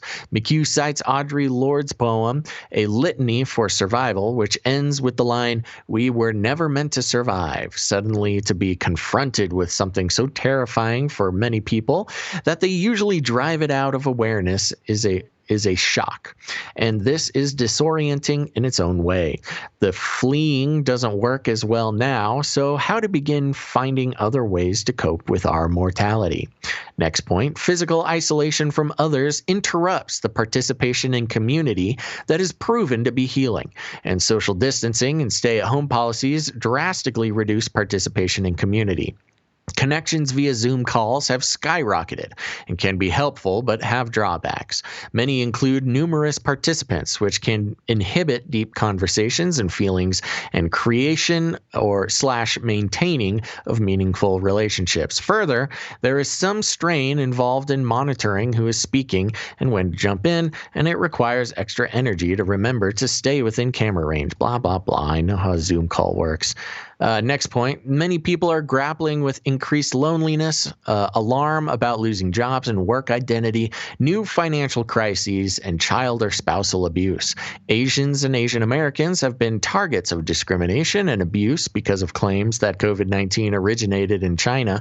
Many African Americans and Latinx people have and people in nursing homes, prisons, and psychiatric hospitals know that their risk of getting the virus is higher than that of others. Compounding fear, suffering, and anger about the reasons for the increased risk. Upset due to any of these causes should not be called mental illness. The same applies to frontline healthcare and other essential workers and people who have suddenly had to provide constant care for family of all ages and education for offspring or those grieving loved ones' deaths. As with military veterans traumatized by war or victims of all forms of oppression and violence, the last thing such people need is to be told their reactions are proof that they are psychiatrically disordered. The message that they should be coping better only adds to their burden. And the article is significantly longer than all that, but that does wrap up the point of this whole thing. I thought this was interesting. Now, they do sort of, they just take mainstream info here, so don't expect any sort of big twists and turns for the fringy people. But I think the point of it still stands, being that this is all unnatural and traumatic and horrible. And, this is not necessarily a reason to start branding people mentally ill. There's a lot of not just practical downsides to, claiming mental illness or having that category sort of stamped onto you. But also, it's a situation where pretty much everybody is being subjected to constant messages of fear and distrust, not only of the people around them, and, in the subject of wearing masks and things, social distancing and stuff like that, but also, the distrust of governments or medical institutions, stuff like that. There's distrust everywhere. So a constant onslaught of negativity, distrust, fear mongering, the having to come face to face with your mortality and look into the void, as such I still have in my VR over here. Don't know why.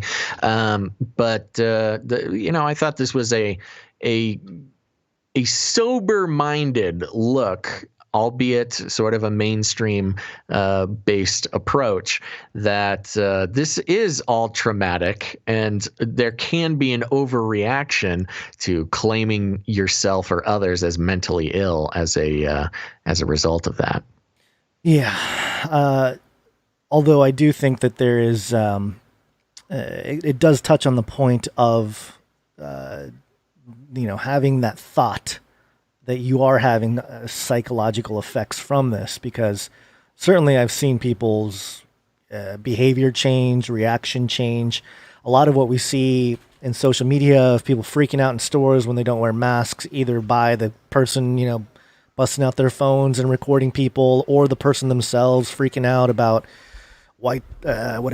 China virus, or whatever it is, whatever the situation is, it's created a lot more tension with people. And while not every instance of that is mental illness, I do think that it's causing a stress on the psyche of everybody. Oh, and, totally.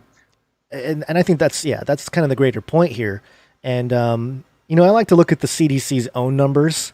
And today, as of today, this week, there's 137 deaths reported from the coronavirus. There was 469 last week. So the death rate is certainly going down. There isn't really it's been consistently going down since April. So, and this is the CDC's numbers. So I don't know. This whole idea of a spike and all this kind of stuff, a lot of it seems to be politically driven, obviously. Yeah, well, there's certainly a lot. I mean, the conversation goes much deeper, like you said, and the numbers being presented in the mainstream certainly can and should be legitimately debunked or corrected. But, in this article, now remember, this is not necessarily a fringy person writing this, but recognizing the psyop of it all. Yeah. I mean, the constant pushing, whether the numbers are correct or not, constantly telling people that they're going to die and they're going to kill their loved ones. Right. The agenda being to keep everybody afraid and in a state of constant anxiety about the worldwide situation that they can do nothing about, especially with connections with the elites of big pharma and things like that. I mean, the companies that are selling anti-anxiety or anti-depression meds got to be loving this. This is their dream come true. So it's nice to see somebody pushing back against, if not the official story, the expected, the sort of expected result for an individual. Especially when in some weird circles, I mean, I don't know, younger people especially, I mean, I don't want to point anybody out individually, but, the kind of SJW types, a certain brand of young person, where unfortunately, and I think some of them would admit this, having something like a mental illness adds to your points. What is that point system called? Your privilege points. Sure. So if you have a mental illness, you are worthy of more pity and just the whole snowflake idea that gets thrown around in conservative circles. Yeah.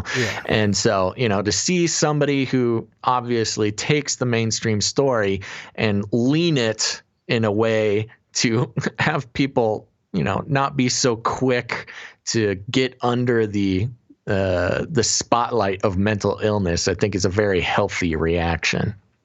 Sure. Yeah. And, I'm seeing some different comments in the chat here, but, One of the things that you have to realize when we point out things like the CDC numbers, we pointed out last week how even the CDC admits on their own website that a lot of the death count is lab confirmed and not lab confirmed, or verified by people that have a reasonable amount of I can't remember the exact words they used, but it's all people based. It's someone's opinion on many of these numbers. And so, yes, I get that a lot of these numbers are not correct in general, but even given that, the numbers are way down, and we're still, California's still going on 3-day lockdown, shutting stuff down. It's just, I think it's weird, but I think our little fringy type of approach is maybe the most healthy, because we're not pushing crazy conspiracy theories, although we are way more to that side of things. No, I don't think we push many conspiracy theories at all. All we do is read the news. Well, yeah, on this show, yeah. But I mean, in terms of just our worldview here, we are way more skeptical of the official narrative than most people out there. You call normies, if you will. And having that that critical thinking approach to all of this seems to be the most healthy in looking at all of this. And again, you don't have to push this crazy conspiracy. When I say crazy conspiracy theory, I'm talking about, the folks who say we know for a fact that they're going to have RFID chips in these vaccines, and that's the mark of the beast, and it's going to track us, period. No questions asked. That's what it is. We're not pushing that level of that narrative. Although again, we understand that those types of things are possible, and you got to keep in mind that certainly a forced vaccine is a lot more like a mark of the beast situation than anything we've seen. But still, not totally buy into this complete public narrative, which is absolutely freaking people out. So yeah, I don't know. I think it's good that even your, I guess, mainstreamy type of normie people are recognizing the inconsistencies being peddled out there, and how society is responding to this, and how it's not healthy, so to speak. So yeah, I wouldn't say necessarily this is society responding, but yes, this individual on this website responding, sure, who seems to, in any other case, would sort of be a party line puller, is stepping back and asking people to take a second look at the reaction of going for mental illness. And so there we go. We agree. Yes. We're gonna have to pass over a couple less important stories. I think we're already an hour and 20 minutes in or something. I think. So why don't we jump down? We talked about the bees getting COVID, a COVID-like disease affecting bees, specifically, I think in the UK that story was. But it's not just the bees that got to watch out, Gons. I know. Before we do that, let me do one. It's not really a story. It's just a quick update. Okay. Last week we mentioned how the New England Medicine Journal had quotes about how they, I think I have it here on a tweet. Quote, "We know that wearing a mask outside healthcare facilities offers little, if any, protection from infection. The desire for widespread masking is a reflexive reaction to anxiety over the pandemic." And then later in the same New England Journal of Medicine, they stated, quote, "It is also clear that masks serve symbolic roles. Masks are not only tools, they are also talisman, that they may help increase healthcare workers' perceived sense of safety, well-being, and trust in their hospitals. Expanded masking protocols' greatest contribution may be to reduce the transmission of anxiety over and above whatever role they may play in reducing transmission of COVID-19. So we pointed that out, and we weren't the only ones pointing this out from the New England Journal of Medicine. But interestingly enough, on the 9th of July, the New England Journal of Medicine put out this kind of editorial piece, correspondence here, Universal Masking in the COVID-19 Era. And they state here, "We understand that some people are citing our Perspective article published April 1st at the NEJM. I think it was later, too. I think it was May, the one we were citing, as support for discrediting widespread masking. In truth, the intent of our article was to push for more masking, not less. Right. This is all a psyop, so we should all do it more. Yes. It is apparent that many people with SARS-CoV-2 infection are asymptomatic or pre-symptomatic, yet highly contagious, and that these people account for a substantial... Which also goes against what the HWO was saying, but okay. Yet highly contagious, and that these people account for a substantial fraction of all transmissions. Universal masking helps to prevent such people from spreading virus-laden secretions, whether they recognize that they're infected or not. Basically admitting that everyone has to assume that they're infected. They go on. We state in the article that, quote, wearing a mask outside healthcare facilities offers little, if any, protection from infection. But as the rest of the paragraph makes clear, we intended the statement to apply to passing encounters in public spaces, not sustained interactions with enclosed environments. Bull. That is absolute bull, because the whole article talks about how nurses in medical facilities don't get the kind of protection that they think they have. So that is absolute BS here. And then it says, a growing body of research shows that the risk of SARS-CoV-2 transmission is strongly correlated with the duration and intensity of contact. The risk of transmission among household members can be as high as 40%, whereas the risk of transmission from less intense and less sustained encounters is below 5%. This finding is also born out of recent research associating mask wearing with less transmission of SARS-CoV-2, particularly in closed settings. We therefore strongly support the call of public health agencies for all people to wear masks when circumstances compel them to be within 6 feet of others for sustained periods.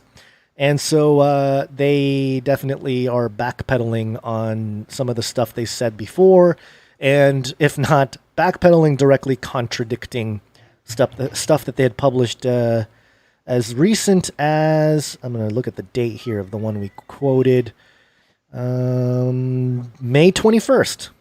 So about a month and a half, which again, categorically states that masks are a talisman. I mean, I don't know how else to really, they didn't address any of that. Yeah, I mean, maybe, I think it might be valuable to if you want to look up a relevant definition of talisman for people. We've talked about talismans in the past. I mean, actually for years, talismans being a very powerful sort of idea in human society. So I don't know if you want to look that up talisman, real quick. As a definition here, is defined as a noun, an object, typically an inscribing ring or stone that is thought to have magical powers and to bring good luck. Yes, and furthermore, in a current context, that's sort of a magical thinking type of object, which you can certainly apply in certain cases here as well, depending on what perspective you want to take at the moment. But basically being a signifier or a symbol rather than an effective object to do something. Yes, it's a signaling device. And the New England Journal of Medicine saying that more than anything, masks are a signaling to other people that we're all in this together. Yeah. And so, which is another reason why now talismans, even in sort of the secular sense, being a very powerful tool for social engineering, which is why they were so excited to make such a big deal about it, because of course in their worldview a talisman that controls people is a good thing.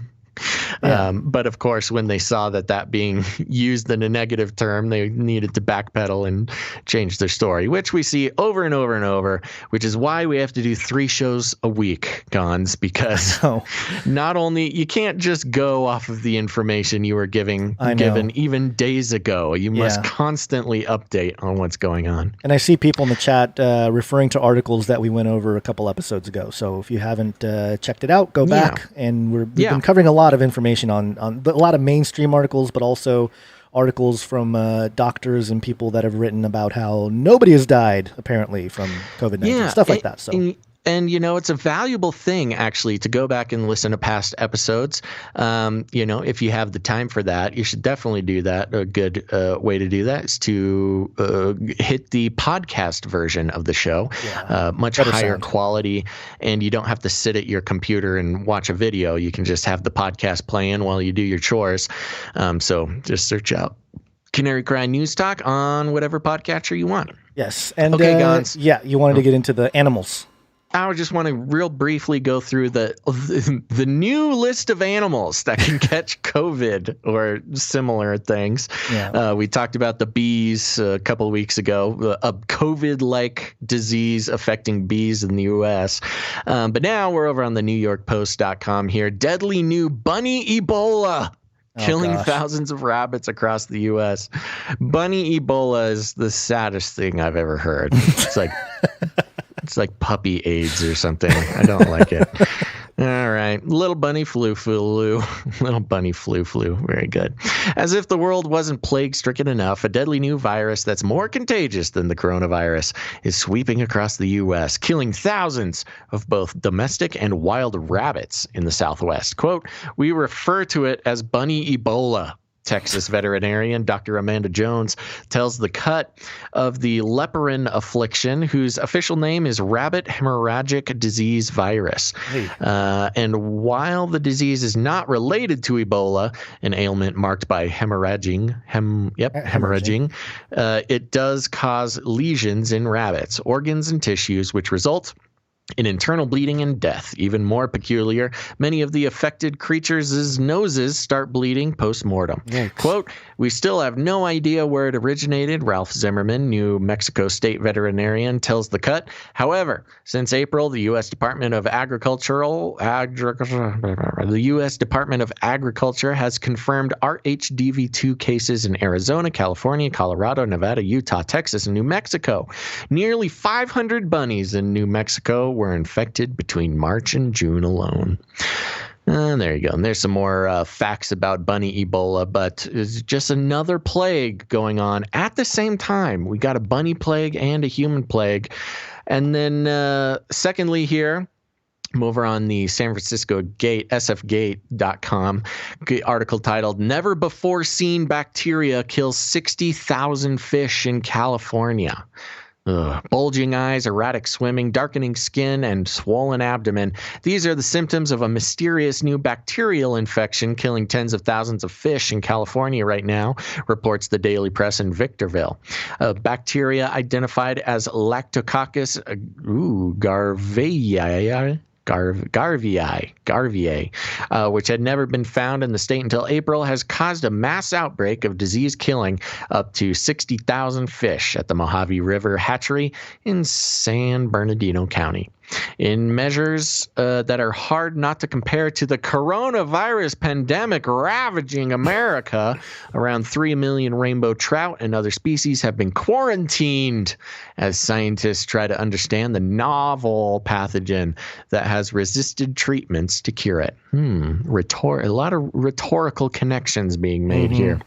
Fish pathologists do not know where the bacteria came from in the first place. Quote, honestly, we're learning new things about this every single day. Jay Rowan, an environmental program manager for the California Department of Fish and Wildlife, told the Daily Press. Treatments attempting to rid the hatcheries of the infection have so far been largely futile. Staff at the Mojave River hatchery gave the fish an antibiotic feed that cost over $75,000, but the bacteria is still spreading, according to a doing it wrong. He's doing it wrong. Fish masks. Gotta get the fish masks. That's what we need to do. And the bunny masks. Gotta put masks on the bunnies, on the fish, tell them to stay away from each other just for a few days. Yeah, so there you go. We've got plagues ravaging all forms of life right now in different ways. Pretty interesting. I mean, especially when you compare it to sort of a biblical, the biblical scope of these plagues. So, and same characteristics. Don't know where it came from. Don't know how to cure it. Don't know anything about the thing, about the disease. We just got to put masks on all the bunnies and the fishies. Fish masks. Telling you. Yeah. And the bees. Don't forget the bees. All the bees. Come come on, take a break. Gons, I heard some people in the chat asking for the Twitch link, so we'll drop that in there for you. We'll do that. But we want to take a quick little break here. Don't go anywhere, though. We're just going to take a quick break and thank some people. And after this, we've got a lineup of 33 updates. For those who don't know, 33 is a signaling number, a hiding in plain sight signaling from elites, which makes it difficult for us to know exactly what's being signaled. But it's another one of these coincidence. I think not. Type of things. So you'll get your 33 updates. We've got some more trouble in paradise for the Bidens. New things happening with the Bidens that to stack. A big old stack of problems going on in the Biden family. Then we're going to be talking about some fires going on. So stick around. Don't go anywhere. We're just going to take a quick minute here and thank some of our new Twitch followers. We want to thank our Twitch followers because YouTube has recently demonetized everything. The YouTube videos get taken down. The YouTube streams get interrupted. And so one of the most reliable ways to watch the show and higher quality is to head over to twitch.tv/Canary Cry Radio. That also helps Gons and I out quite a bit, helps us support ourselves, keep the show going. And so we appreciate it very much.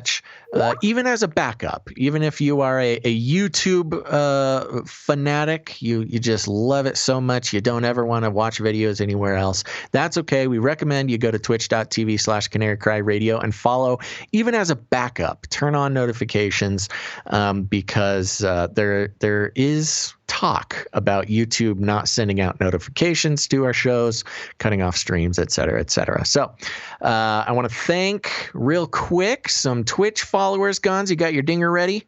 Yes, I do. I also have baby in my ear. You got a baby and a dinger. Okay, so try to keep up here. We're going to thank some people. I'm just going to zoom through. So here we go. First of all, I want to thank Keen Peachy Zero. Thank you very much. We got Conspiracies Do Exist. We got The Skeptic Mystic 23. Sway Monkey. We got Forsov Habit, but it's kind of like spelled like habit, like a nun's abbot. Forsov Habit. Thank you. Ashby 86. Jojo 82482. Iceberg Gaming TTV. Fresh Vibes Daily. Boba Fett 1. Spider Monkey 77. This one's good. Lucky number 33. There we go. Somebody's paying attention. King Bowser. Allergic to BS Dude. John 195 711. We've got Tall White Male.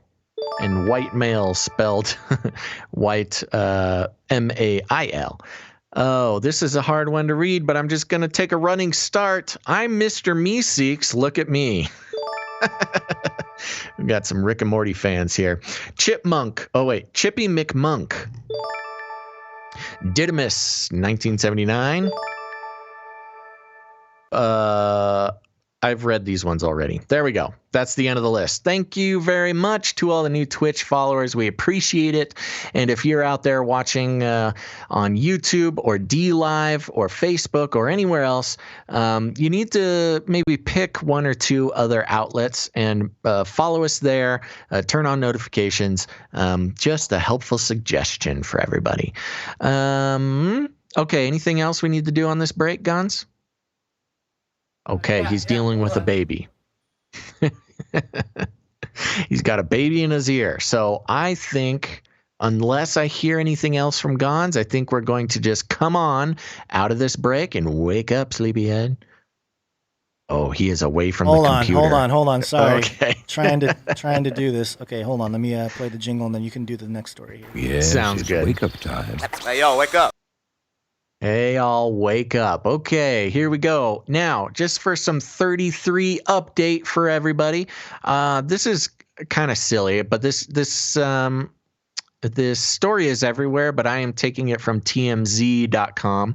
You know, it's fun to just go straight to the most mainstream of outlets and see what they have to say. So, TMZ.com, the article is titled Naya Rivera Dead at 33. Sheriff says no sign of foul play or suicide. Okay. Sheriff Bill Ayub says they are confident the body discovered in Lake Piru today is Naya Rivera, and there's nothing to indicate any foul play took place or she died by suicide. This was simply a tragic accidental drowning death. Now, well, let's see if they cover the details here. Ayub says Rivera was discovered in the northeast portion of the lake near the surface of the water. Her body will be taken to the Ventura County Medical Examiner's office for autopsy and positive identification. The sheriff says investigators used FaceTime calls Naya had with family members to help focus their search, along with speaking to other people who rented boats the day she went missing and saw her on the water. Ayub says based on a conversation with Naya's son, the two went for a swim and she was able to boost him back onto the boat, but when she turned around, she disappeared below the surface. The current was apparently very strong the day Naya went missing, and Ayub says it may have contributed to her drowning. She says her boat was not anchored when she went for a swim with her son. Naya's family was taken to her in a boat after her body was discovered. Then they've got some updates here. The Ventura County Sheriff's Department is set to hold a press conference at 2 p.m. Pacific time about the recovery of Naya's body. It's unclear if any friends or family will speak, but TMZ will be live streaming. A powerful moment just occurred at Lake Piru, where Naya's body was found Monday morning. Fellow co-stars of hers from Glee stood shoulder to shoulder with members of Naya's family holding hands and looking out of the water. So there's the TMZ is not really a great outlet here. The way they structure their articles is pretty frustrating. But the fact of the matter is, Naya had been missing, and she was a star from the television show Glee there. So we've got an entertainment-connected person. She had actually been missing for a while, which makes a couple of these details kind of, I don't know, just very interesting. One that kind of stood out to me was just to make note of, the sheriff says investigators used FaceTime calls Naya had with family members to help focus their search, along with speaking to other people who rented boats the day she went missing and saw her on the water. A couple of things that don't add up for me personally is, well, if she was with her son and put her son back on a boat and then drowned, why didn't we know? It's just very strange how we didn't know that she drowned, and they used FaceTime calls to find the body.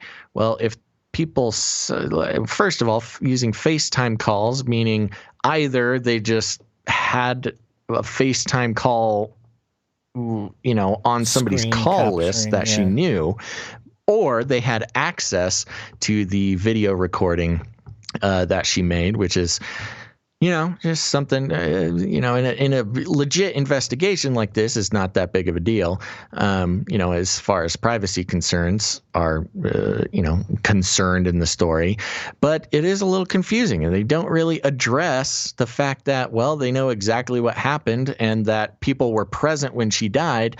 Then why did it take so long to figure out that she was missing and then find her body and all this if it happened right in front of at least her son? They don't mention who else was with them, except, I don't know, maybe the son was just alone on the boat and didn't tell anybody. I don't know. This doesn't make much sense to me. I think the son was alone after the fact. But did you read the part where it said Corey Monteith, who was the lead on the show in its heyday, died 7 years ago on the same day Naya's body was discovered, July 13th?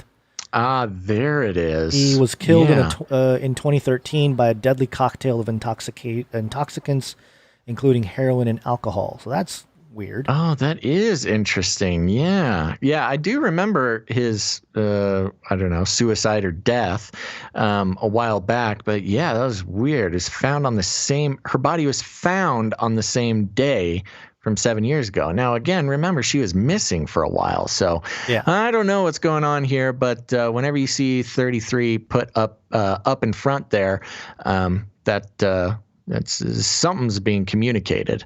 And you might think, well, that's just one person who's 33. What's the problem? Lots of people are 33. Well, here's another one. This is NewYorkPost.com. Joe Biden's family racks up arrests for drugs, drunk driving, but no jail time. Why don't we hit that Biden jingle? Have a cup of Joe. Got hairy legs. Cup of Joe. Got hairy legs. There you go. In August 2019, Carolyn Biden, 33, a niece of former Vice President Biden, was busted in Lower Marion Township, Pennsylvania, for driving under the influence and without a license, public records show. While the case is active, it's unlikely Carolyn will face much in the way of consequences if history and Biden family rap sheets are any guide. Her arrest, which was never made public, was at least the 9th among Joe Biden's close family and followed incidences involving his brother Frank, his son Hunter, and his daughter Ashley. The cases ranging from felony theft to drug possession. Why would anybody in the Biden family need to commit a felony theft? Anyways. Biden family seems to be involved in a lot of weird crimes that they just get away with. Troubled people, yeah. The cases ranging from felony theft to drug possession were all either thrown out or resulted in light sentences with no jail time, according to a post-review of public records and published reports. The Pennsylvania drunken driving caller was the third run-in with the law for Caroline, who is the daughter of Joe's younger brother, James Biden Sr., in September of 2013. She was booked for allegedly hitting an NYPD officer during a full-scale meltdown at her Tribeca apartment following a dispute with a roommate over unpaid rent. The case was dismissed after Caroline agreed to anger management treatment. Isn't that nice? You can assault a police officer and just agree to take some anger management courses and completely get out of it. A lot of people in this country wish that they had access to that type of bargaining. In 2017, she was busted for spending more than $110,000 on a stolen credit card. A felony conviction was later tossed, and she was allowed to replead to the lesser charge of petty larceny, and as part of a sweetheart deal negotiated by her attorneys, she avoided jail time. There's no evidence that Joe Biden, now the presumptive Democratic nominee for president, ever personally interceded on his family's behalf, but the string of favorable outcomes has raised eyebrows. Quote, Eric Garner or George Floyd on the day each died could have benefited from the Biden touch. Criminal defense attorney Robert Barnes told the Post. Barnes, who is currently representing Central Park Karen Amy Cooper, added that the kid gloves for Biden's kin was very unusual treatment when looking at the treatment over time, geography, and kind of crimes involved. Biden's campaign spokesman TJ Ducklow, when asked if Biden ever made phone calls to law enforcement on behalf of busted relatives, said no, he didn't, and this entire story is garbage. Whoa, okay. Whoa, settle down there, buddy. TJ. Settle down, TJ. The trouble for Ashley Biden, 39, started with a pot bust when she was a student at Tulane University in 1999.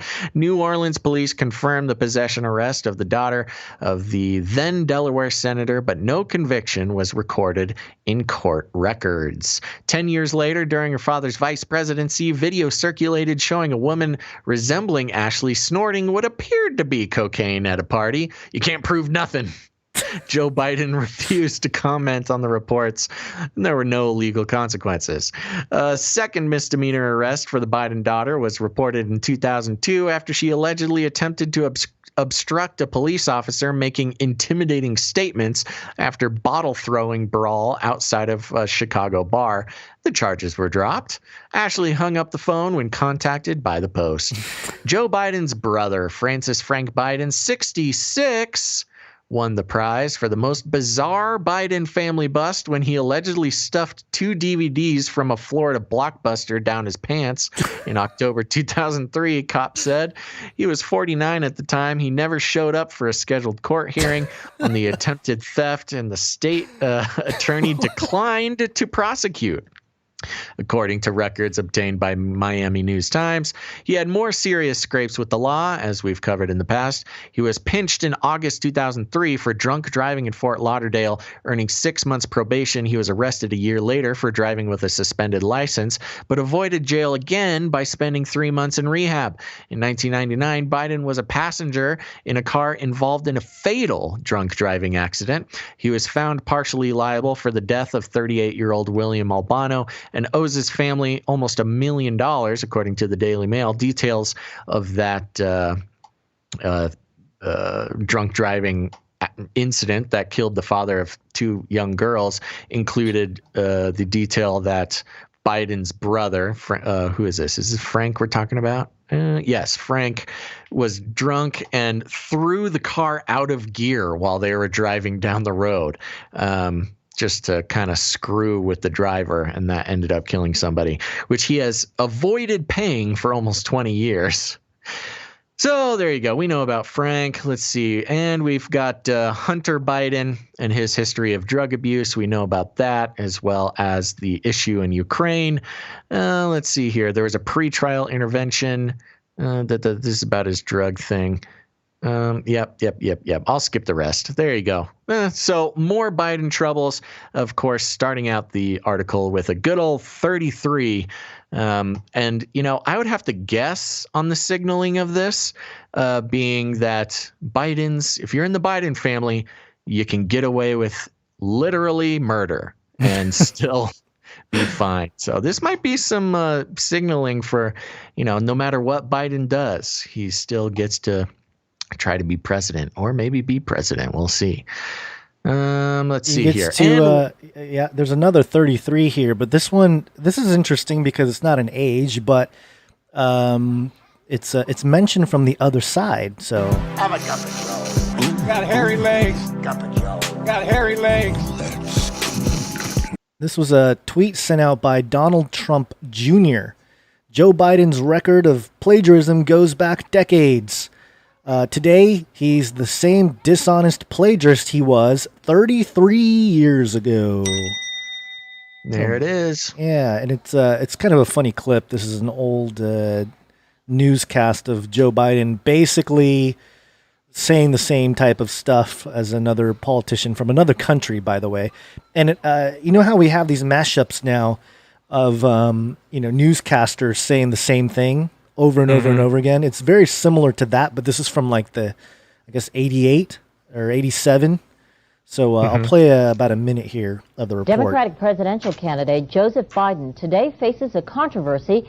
3 weeks ago at a debate at the Iowa State Fair, he used phrases identical to those delivered by British Labour Party leader Neil Kinnock. Biden seemed to be claiming Kinnock's vision and life as his own.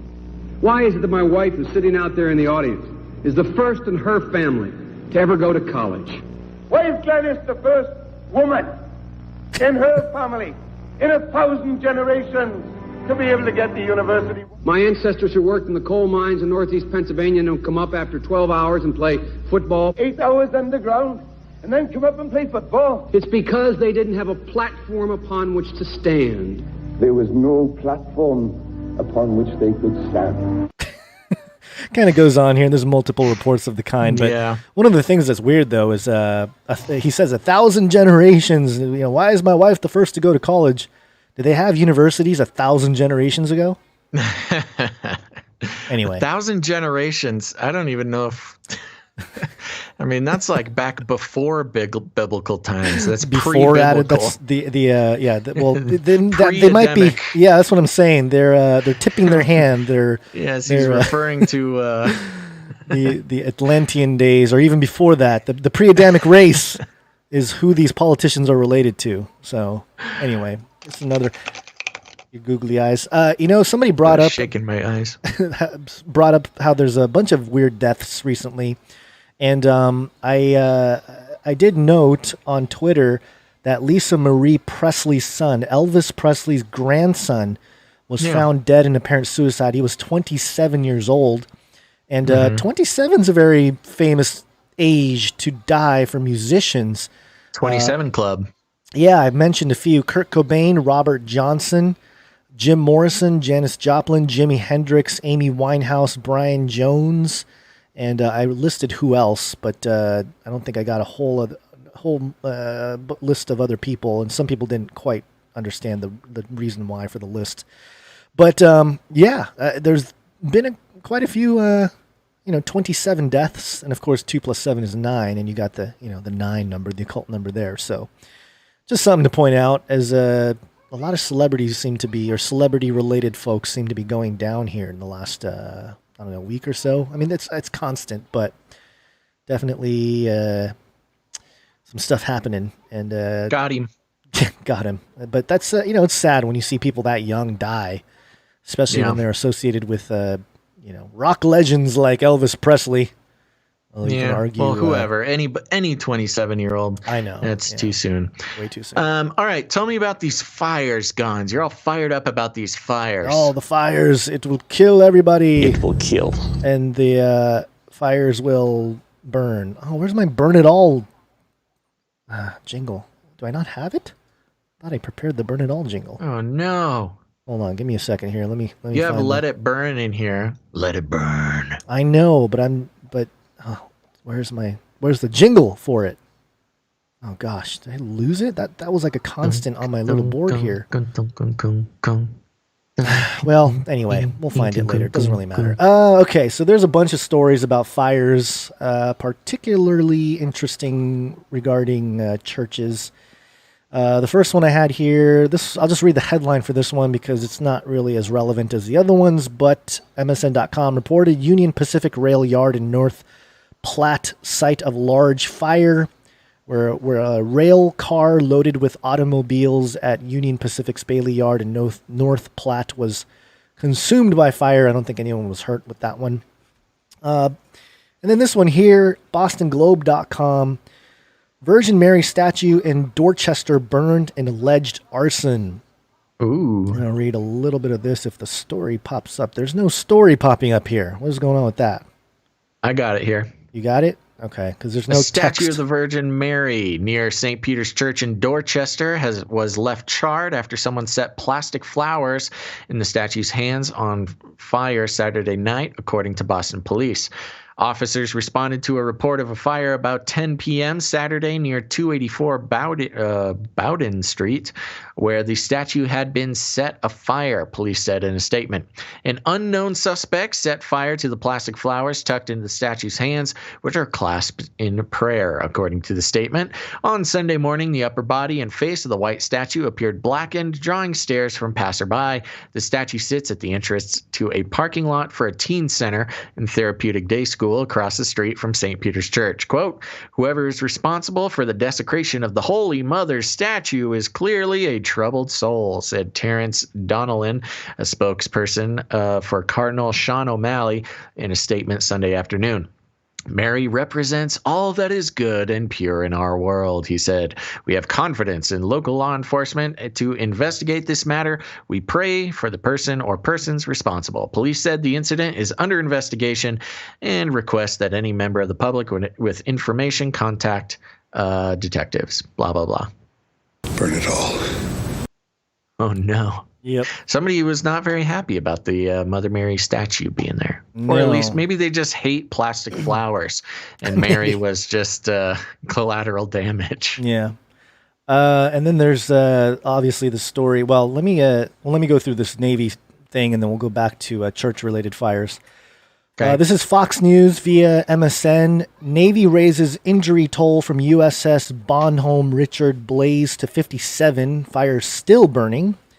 It's a couple hours ago maybe a few hours now. Firefighting teams in San Diego, California worked through the night and into the morning to extinguish a fire that continued to burn aboard the USS Bonhomme Richard as the Navy on Monday raised the injury toll to 57 people. And if you're watching, you got some pictures of the fire. The fire broke out aboard the ship docked at Naval Base San Diego around 11:30 a.m. local time on Sunday. More than 22 hours later, the Navy said the fire was still burning. 5 of the injured were sailors who were admitted to local hospitals and listed in stable condition, the Navy said. The other 52 injuries included both sailors and civilians who received treatment for minor injuries, including heat exhaustion and smoke inhalation. The Navy initially reported the fire had caused 21 injuries. Quote, as of 6:49 a.m., firefighting teams continue to operate on board USS Bonhomme Richard, LHD-6, in addition to aerial firefighting operations that commenced via helicopter water bucket at 1:30 a.m. PST, with 2 helicopters from Helicopter Sea Combat Squadron 3, the Navy said in an earlier update. The fire's cause was unknown and pending an investigation. On Sunday night, the Navy moved 2 guided missile destroyers, USS Fitzgerald and USS Russell, that were docked near the USS Bonhomme Richard to a more distant pier. 3 years ago, USS Fitzgerald was involved in a collision at sea near Japan that killed 7 sailors. Parts of San Diego woke up Monday to burning electrical smell that the result of the acrid smoke billowing from the ship fire, Fox 5 San Diego reported. City and county health officials issued air quality warnings advising residents to close their windows and limit time spent outdoors if there is a strong smell of smoke in their area or if they have health issues. Quote, in areas of heavy smoke, assume that air quality levels range from unhealthy to sensitive for sensitive groups to unhealthy for all individuals, the county's air advisory warned, according to the station. In areas with minor smoke impacts, assume the air quality levels range from moderate to unhealthy for sensitive groups. Rear Admiral Philip Sobeck told reporters Sunday there were no large caches of weapons aboard the ship and that he was not concerned about the toxicity of the fumes, the station reported. If you look at the type of fire we have, again, an ashy fire. There's nothing toxic in there, Sobeck said. It's just black smoke, and we're starting to see more white smoke, which is a good sign, as if they're picking a pope or something. The ship was in San Diego for scheduled maintenance. So, yeah, it might just be coincidence, but very strange that a military ship would burn to that level, and along with all the other fires. It said at the beginning there that there was an explosion. Yeah. You know, they're hospitalized following an explosion, and then talked about it being a fire. I'm scanning the rest of the article here. I'm having a hard time seeing if they know exactly what the cause of the explosion was. Yeah. It was unclear what caused the explosion, but that there is a low risk for secondary explosions, he says. Interesting. Well, you know, there's certainly, in the history of explosions on naval ships docked in harbor, it's rarely something benign. I mean, that's certainly going to be some investigation in there. The last time a kind of Navy ship was, or at least there's no fatalities here, but at least had some kind of explosion, was it, did it spark a war? Or was there something in between? There's got to be something in between. Yeah, there's one a few years ago, I believe, down in California. There was actually a terrorist attack. Somebody drove a little Zodiac out with explosives and blew a hole in a ship that was out. Oh, right. I remember docked, that. But out in the harbor there in Southern California. I remember that. Yeah. Okay. Yeah. All right. So maybe there's been a few more, but. There's one more story here that I wanted to get to with this. Do you want to read this one? It's from FoxNews.com. Here we go. FoxNews.com. The article is titled "Catholic Churches Burned, Vandalized Over Weekend as Police Investigate. Where's the Outrage?" A slew of Catholic churches from Florida to California were burned and vandalized over the weekend as police continue to investigate whether or not they are connected to protests targeting symbols and statues. Interesting how even from Fox here, this is categorized as if they're connected to protests targeting symbols and statues, and not a hate crime directed towards a religious group. Following George Floyd's police-related death in May, Black Lives Matter leaders and protesters called for the toppling of statues from Confederate symbols to former U.S. presidents and abolitionists. Oh, clever Fox.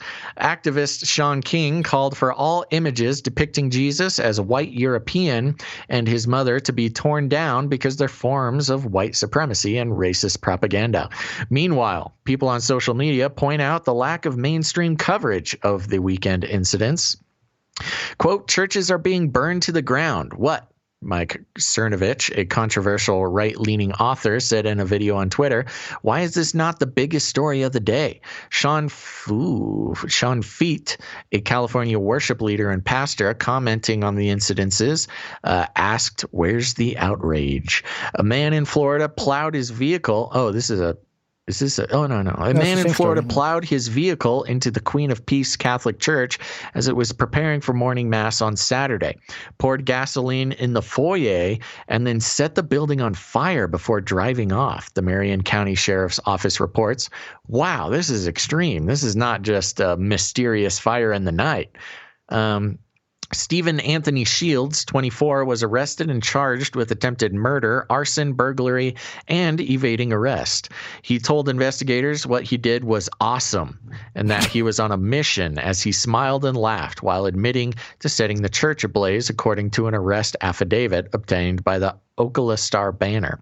Shields, who lives in nearby Dunellen, told a detective he has problems with the Catholic Church and has been diagnosed with schizophrenia and is not taking his medication, the Star-Banner reported. Despite the church foyer being heavily damaged, Mass was celebrated Saturday and Sunday, according to local news. Around the same time as the Florida incident, a 249-year-old Catholic church in the Archdiocese of Los Angeles caught fire.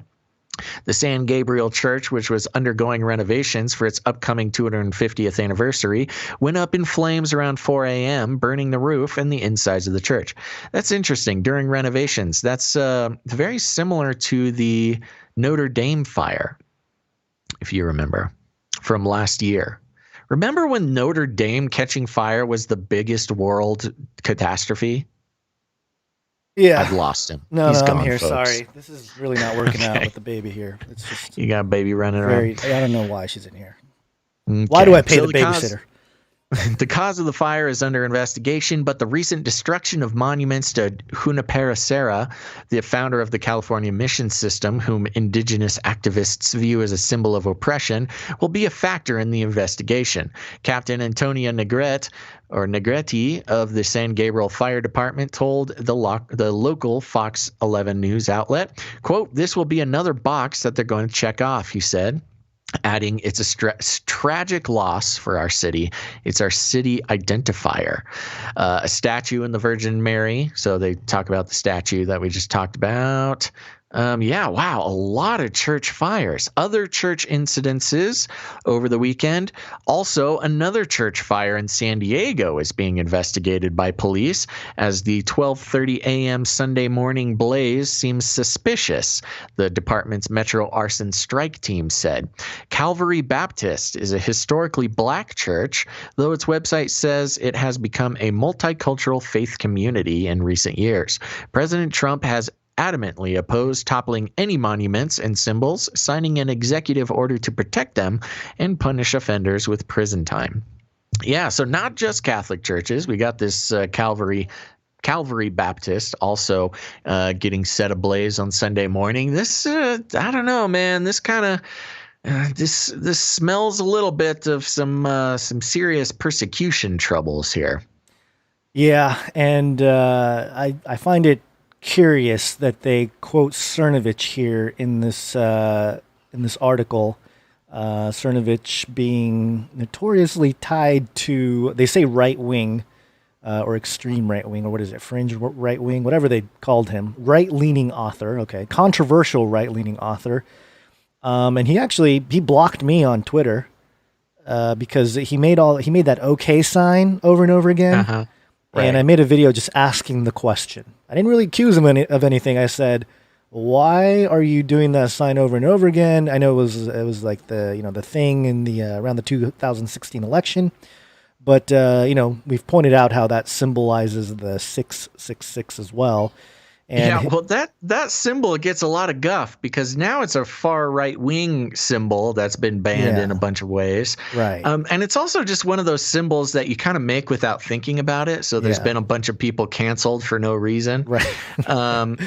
But yes, also that symbol being the 666 symbol Yeah. So you can't make the OK symbol anymore. No matter who you are, you're going to get canceled for one reason or another. Especially with him, he made it a bunch of times with prominent figures and stuff like. There's pictures of him all over the place, and it just seems like one of those things that you're signaling to whoever your handler is or whatever is going on.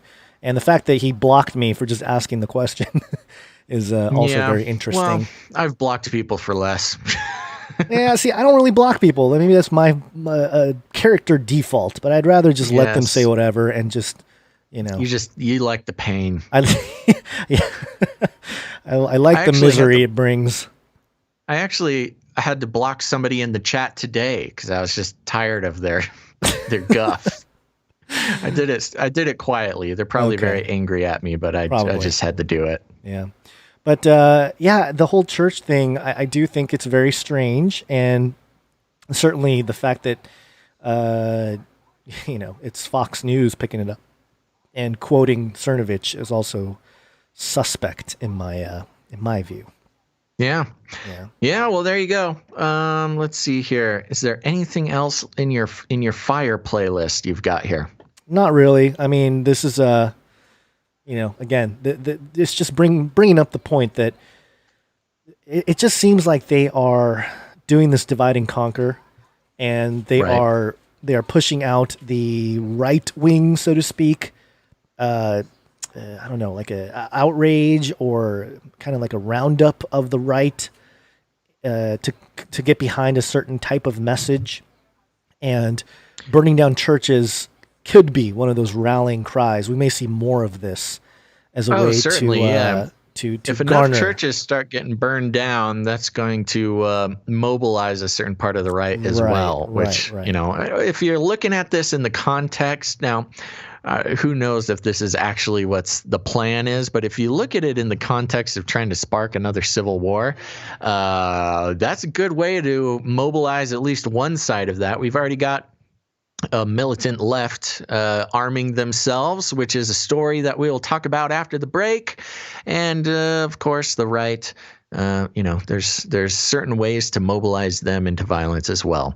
Yeah. And we see all of this happening, and we'll discuss this more right after this break. So you don't want to go anywhere. After the break, we're going to be talking about the Black Militia. We're going to be talking about some Nazi T-shirts. Oh, yeah. Let's see. The VR time machine.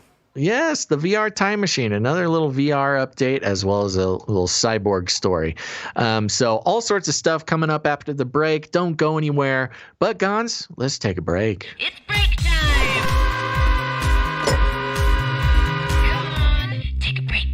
Come on, take a break. Okay, everybody, thank you so much for sticking with us.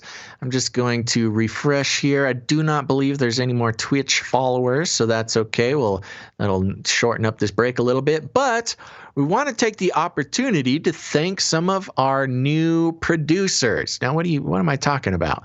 Well, here's the thing, folks. Oh, I almost choked on my own self. We subscribe to the value for value model. What does that mean? Well, you're probably used to content creators, YouTube videos, podcasts, all sorts of media, advertising in order to support themselves. And here's the problem. We believe, and a lot of other people believe, that advertising is one of the main reasons why the world is in such disarray. And, I might go deeper into that because some people don't quite understand the impact of advertising driving all media right now. But let me tell you, it's a huge reason for the echo chambers and the over exaggeration of stories, the clickbait, the everything. It's all based on advertisement. And so, it's part of this worldly system of monetizing content. And we said, no thanks. That's not how we want to do it. We don't feel right about that. We do not feel right about gaining your trust and your attention and turning around and selling it for our own personal gain. So instead, we used to use the term donations. We accepted donations, but we soon realized that wasn't correct. That wasn't the truth about what was going on. Instead, when people listen long enough or they value the content we create enough, instead of becoming donors, they become producers of the show, because this is the real world, baby. We are not just some hobbyists. This is the real deal. So if you help support and pay for the production of our material, you're a producer. You're not just a donor. You're not just a listener. You're not just a generous person. You are officially a producer of the show. And today, Gons, we have a couple of new producers. You ready to hear about them? Let's do it. Okay. I want to hear their names. Yes. One easy way to help produce the show financially is by going to patreon.com/CCNT. That's for Canary Cry News Talk. And today, since last show, let's see. We got no new producers on that Patreon. Let me pause. So there you go. Okay, slow week for patreon.com/CCNT. But I'm hopping over to patreon.com/Canary Cry Radio, and there we have a brand new producer. Everybody thank and welcome Chad for supporting the show. And Chad actually sent a message. Let me scan it real quick because I don't want to give away anything he didn't want read on the show.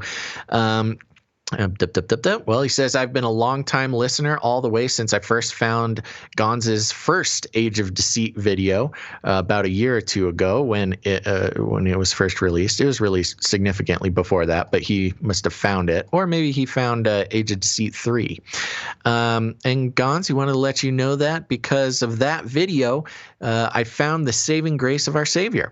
I was a truck driver for 13 years, and a lot of those years were spent with you two as my co-drivers. So first of all, thank you two for what you do. I can't wait to one day meet you both in this life or the next. And then he tells us a little bit more about his personal situation after that. So thank you so much, Chad. And we appreciate you becoming a producer of the show. Keep on listening, thinking outside the cage. Hallelujah. That's right. Now, so there you go. Those are two ways you can become a producer: patreon.com/CCNT and patreon.com/Canary Cry Radio. But here's the thing. A lot of people don't like Patreon, and that's okay because we've got canarycryradio.com/support. canarycryradio.com/support.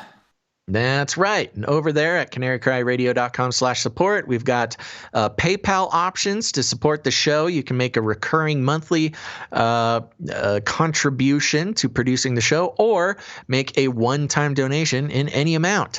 Dang, there's that word donation again. One-time contribution to become a producer. Let's see. And today, Gons, over on the PayPal, who do we got? We have a good handful of people recurring, but a new recurring supporter or producer, Wesley. Hey, what's up, Wesley? Thank you very much, Wesley. And you are the man. I do want to say that we had, a couple deletions of supporters on the Patreon Canary Cry News Talk. Yes. We're at 189 patrons, and it'd be cool if we can get to 200. You know, that would be a nice little what is the word I'm looking for?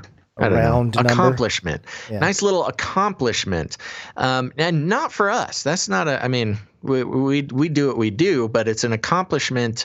It's a statement about our listenership, that they value what we do and that they want to hit a certain goal and support the show and keep the show going, because we're only able to keep doing this show because of our generous producers. We got nothing else. There's no ads. The YouTube has been demonetized. All we got is you folks. And because we're on the value for value system, whether you've been listening to 1 episode or 10 episodes or 100 episodes, however many you've been listening to, please take a second and consider what it's worth to you. What has it been worth to you? What is it worth to you today?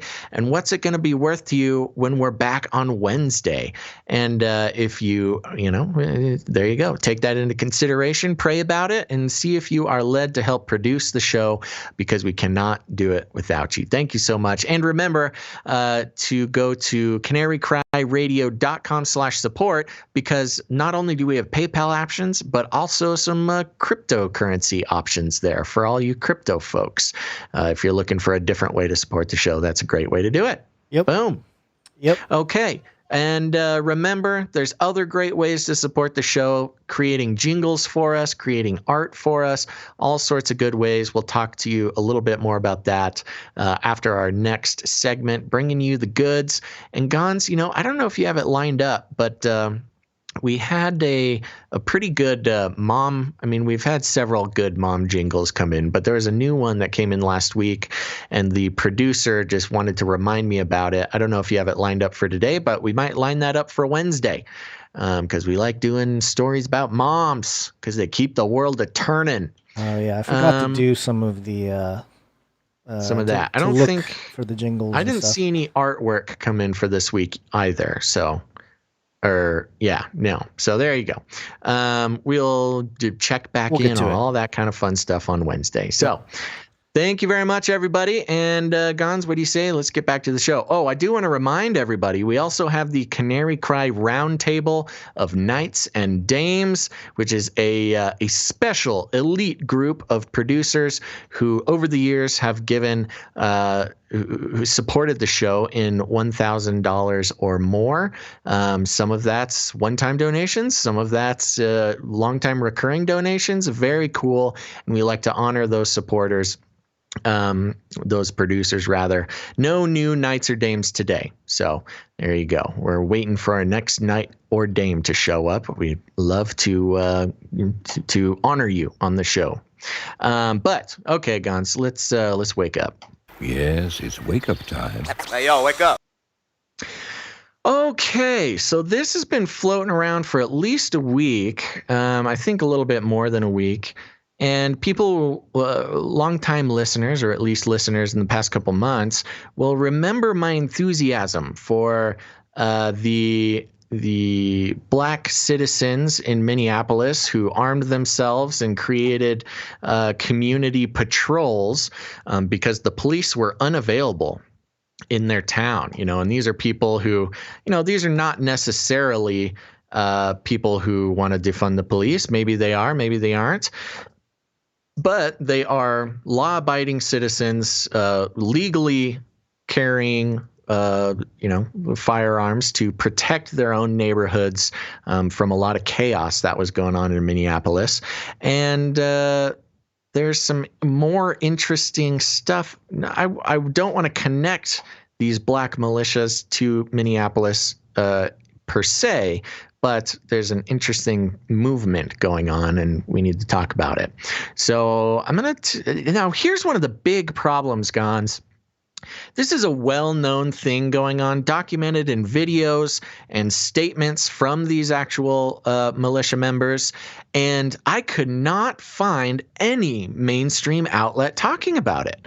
I couldn't even find a Fox affiliate talking about it or something. So, I tried really hard to get a mainstream look on this, but I just couldn't do it because they're ignoring it. Even though, there's verifiable videos and statements from these organizations, and yet being completely ignored by the mainstream. And of course, we'll get into theorizing about why that's the case. But I'm over here on andmagazine.com. And expert analysis and commentary.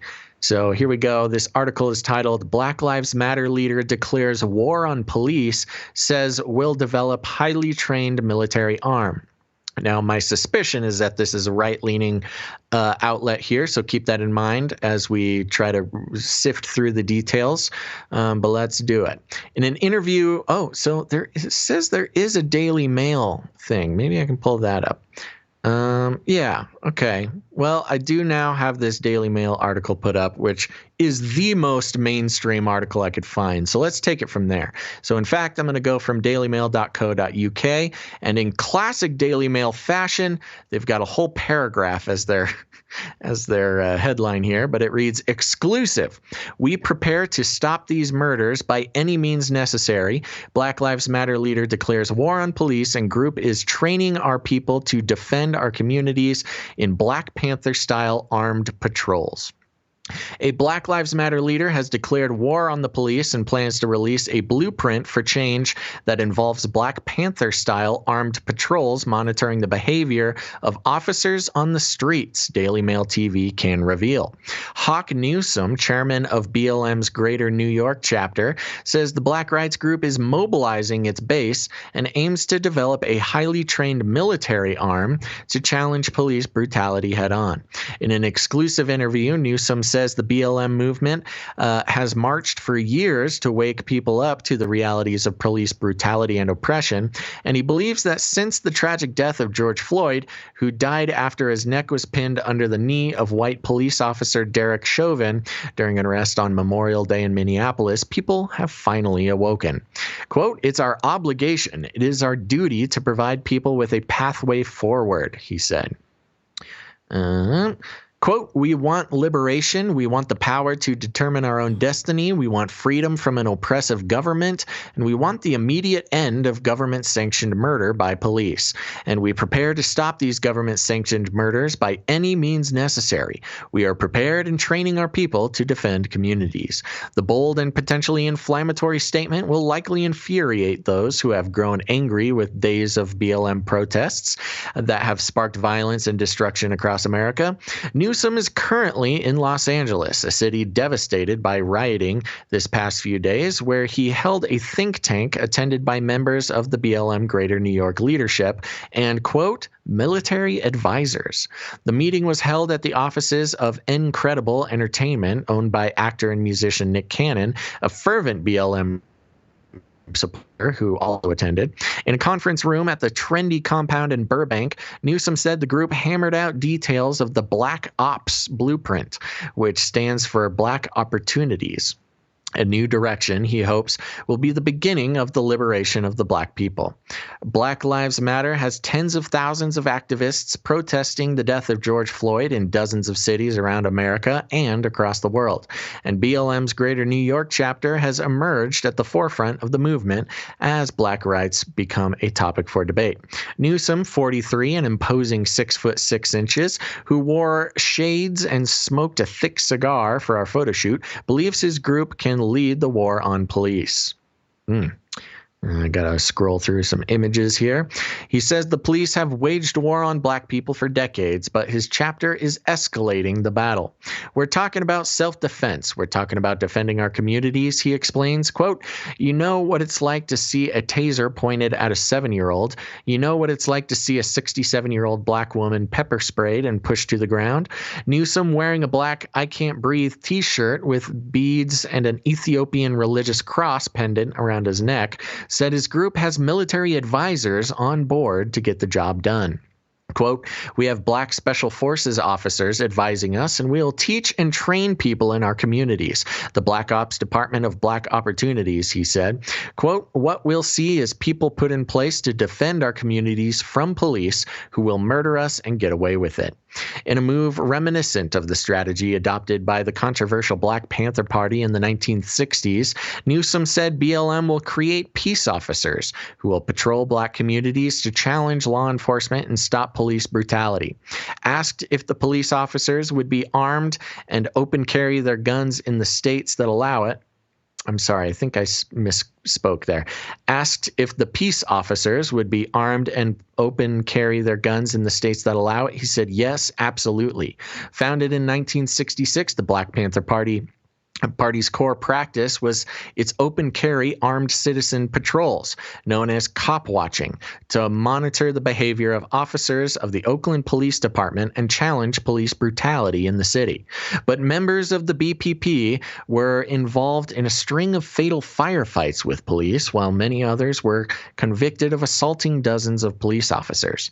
However, the group emerged as one of the most influential black movement organizations of the late 1960s, and at its height in 1970, it had 68 offices and thousands of members across America.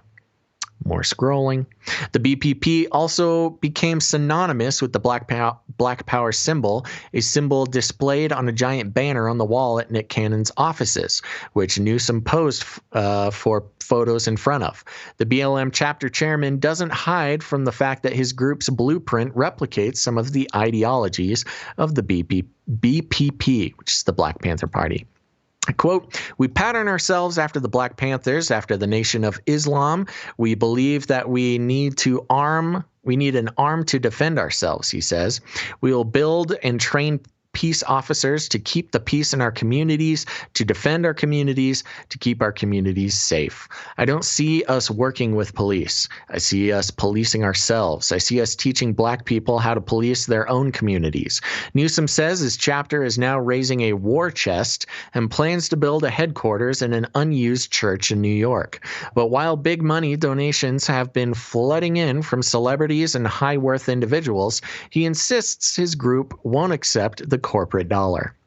Quote, "We've never received a corporate dollar as Black Lives Matter." Greater New York. Oh, okay, so his specific chapter claims to not have received corporate dollars. He said, quote, "We've had an immense amount of support from Nick Cannon. We've had support recently from Rihanna and her Savage Fenty brand. But most of our donations are small dollar donations from regular people of all colors who respect what we stand for. Quote, when we start talking about black opportunities and building our war chest to defend ourselves from the war on the poor, to defend ourselves against the war that is anti-blackness in America, then people will have to meet a certain criteria." Let me see how much more we have here. Okay, we're almost finished. Newsom says the blueprint also aims to ensure that the black community has fair housing, economic empowerment, and wants to nurture entrepreneurship. Quote, "We want freedom from oppression, and we don't believe in equality, but we fight for equity and access," he said. Interesting. The Bronx native who recently returned from a trip to Minneapolis also says education is key, and he wants to teach people how to use the law as a tool. Quote, "We want to teach knowledge to our people, teach them their history, which American textbooks omit. We want to teach them about the law," he explained. "We'll bring in kids and teach them and train them in the way that the Black Panthers used to do." Newsom says the organization also aims to feed the poor, but it's people in positions of power to make a change for the better and push for new legislation in government. But as rioting continues across the nation, Newsom refused to call for an end to the violence and looting. Instead, he believes the world needs to be more empathetic towards the rioters. Quote, "You're talking about people who have been told time and time again that their black lives don't matter," he said. "You're talking about people who witness their peers and their family members incarcerated at unfair rates. You're looking at people who are miseducated. And then to add insult to injury, the government allows police to come in and kill us and allow police officers to continuously get away with killing us. Any person would be outraged." Newsom said the looting is ultimately a product of capitalist America and its treatment of the black community. They want to go out, "They want to go out and grab all those things that America told them that they should have, but they couldn't have," he says. Quote, "The people are poor, people are desperate, people are frustrated. So what do you expect them to do? People want to destroy because they're angry and they're frustrated."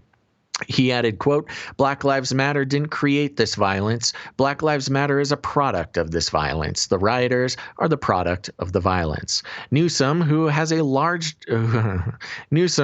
law degree and was a project manager at a law firm before becoming full-time activist, says Black Lives Matter Greater New York has risen to the point where it is one of the most effective BLM organizations in the world.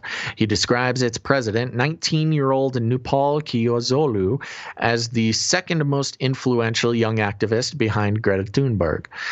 BLM Greater New York's blueprint will be unveiled in Times Square, New York on Sunday at 12 p.m. The document will be delivered to Black communities across America. So there you go. There's the whole thing. That was quite the read, but I think valuable to get every word in there. Now, this was put out actually about a month ago. And since then, we've seen a lot of videos of maybe the growing movement of the Black militia there. Many of you may have seen the video. There was recently a march through a national park to demand tearing down of another Confederate monument. Of course, there's videos floating around that some people claim being harassment tactics towards regular people in cars, just hanging out, not necessarily police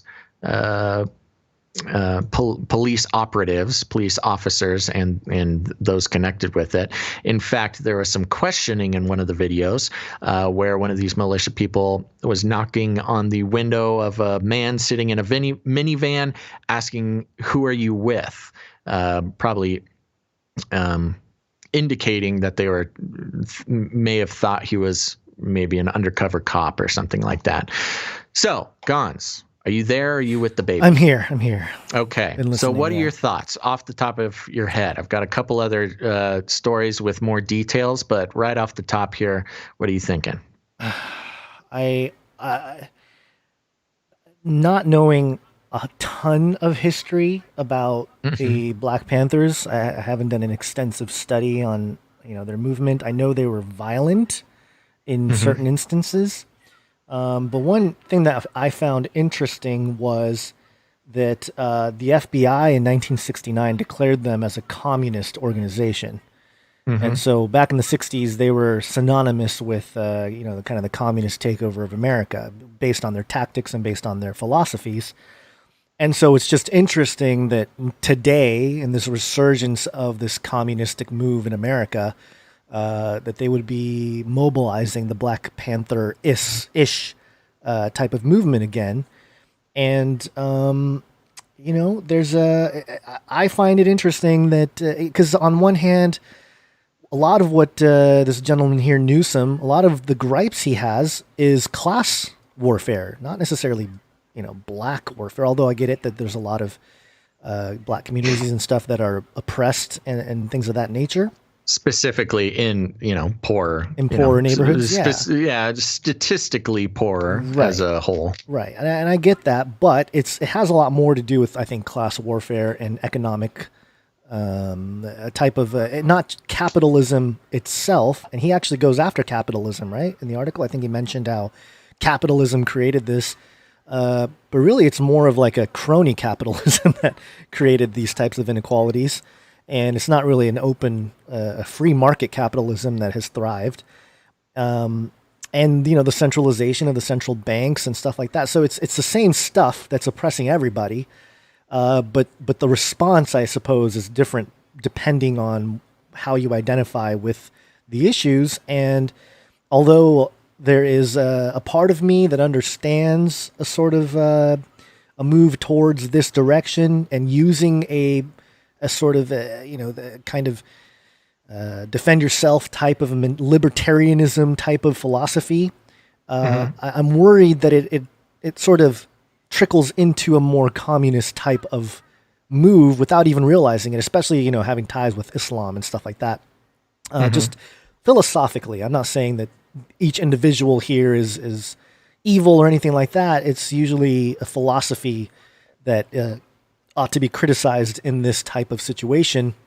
It's the biggest criticism, I think, from us about communism or socialism in general is the power that it puts in the hands of the state, and how that, if history is to be, used as an example, you put too much power in the hands of any organization, but especially a state, it inevitably is misused, and if not misused, allocation is not as fair to everybody as as the ideology would hope.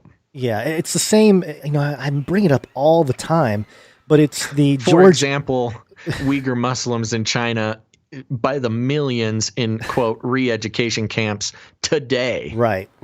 That's what communism gets you. Yeah, and the story, the George Orwell book, of course, he's famous for 1984, but he also had the book Animal Farm.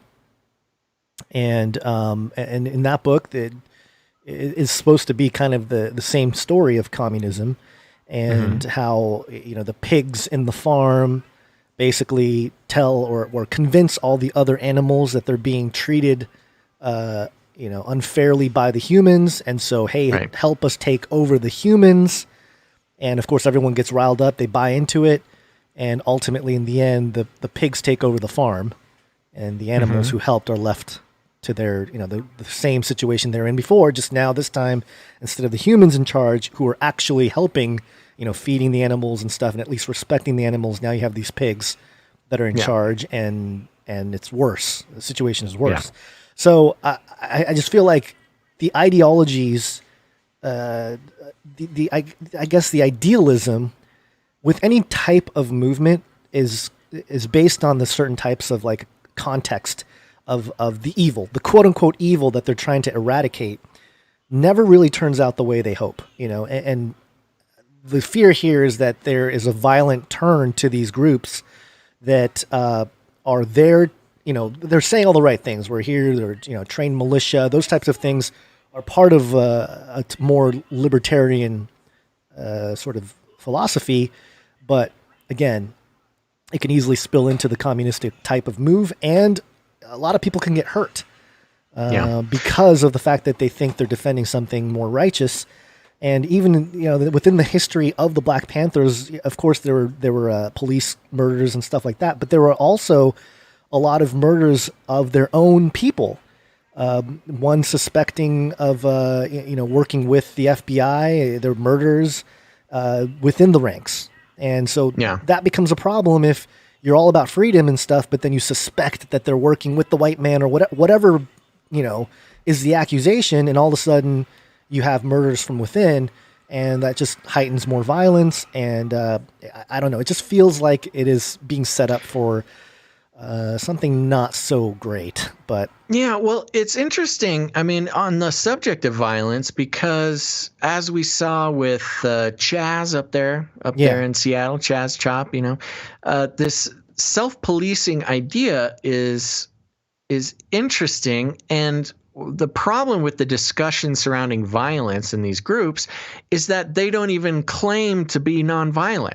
Right. It's like, of course we're violent. It's the natural response to our repression. The subject of violence is not even part of the conversation. The subject of violence is brought into the conversation by outsiders, which, not to say that that's the wrong thing to do. It's probably the right thing to do, but these people, not claiming to be nonviolent, so to bring up the conversation of violence, if we were talking to one of the members today and saying, hey, somebody's going to get hurt, they'd say, yeah, probably. Right. That's the point. Yeah.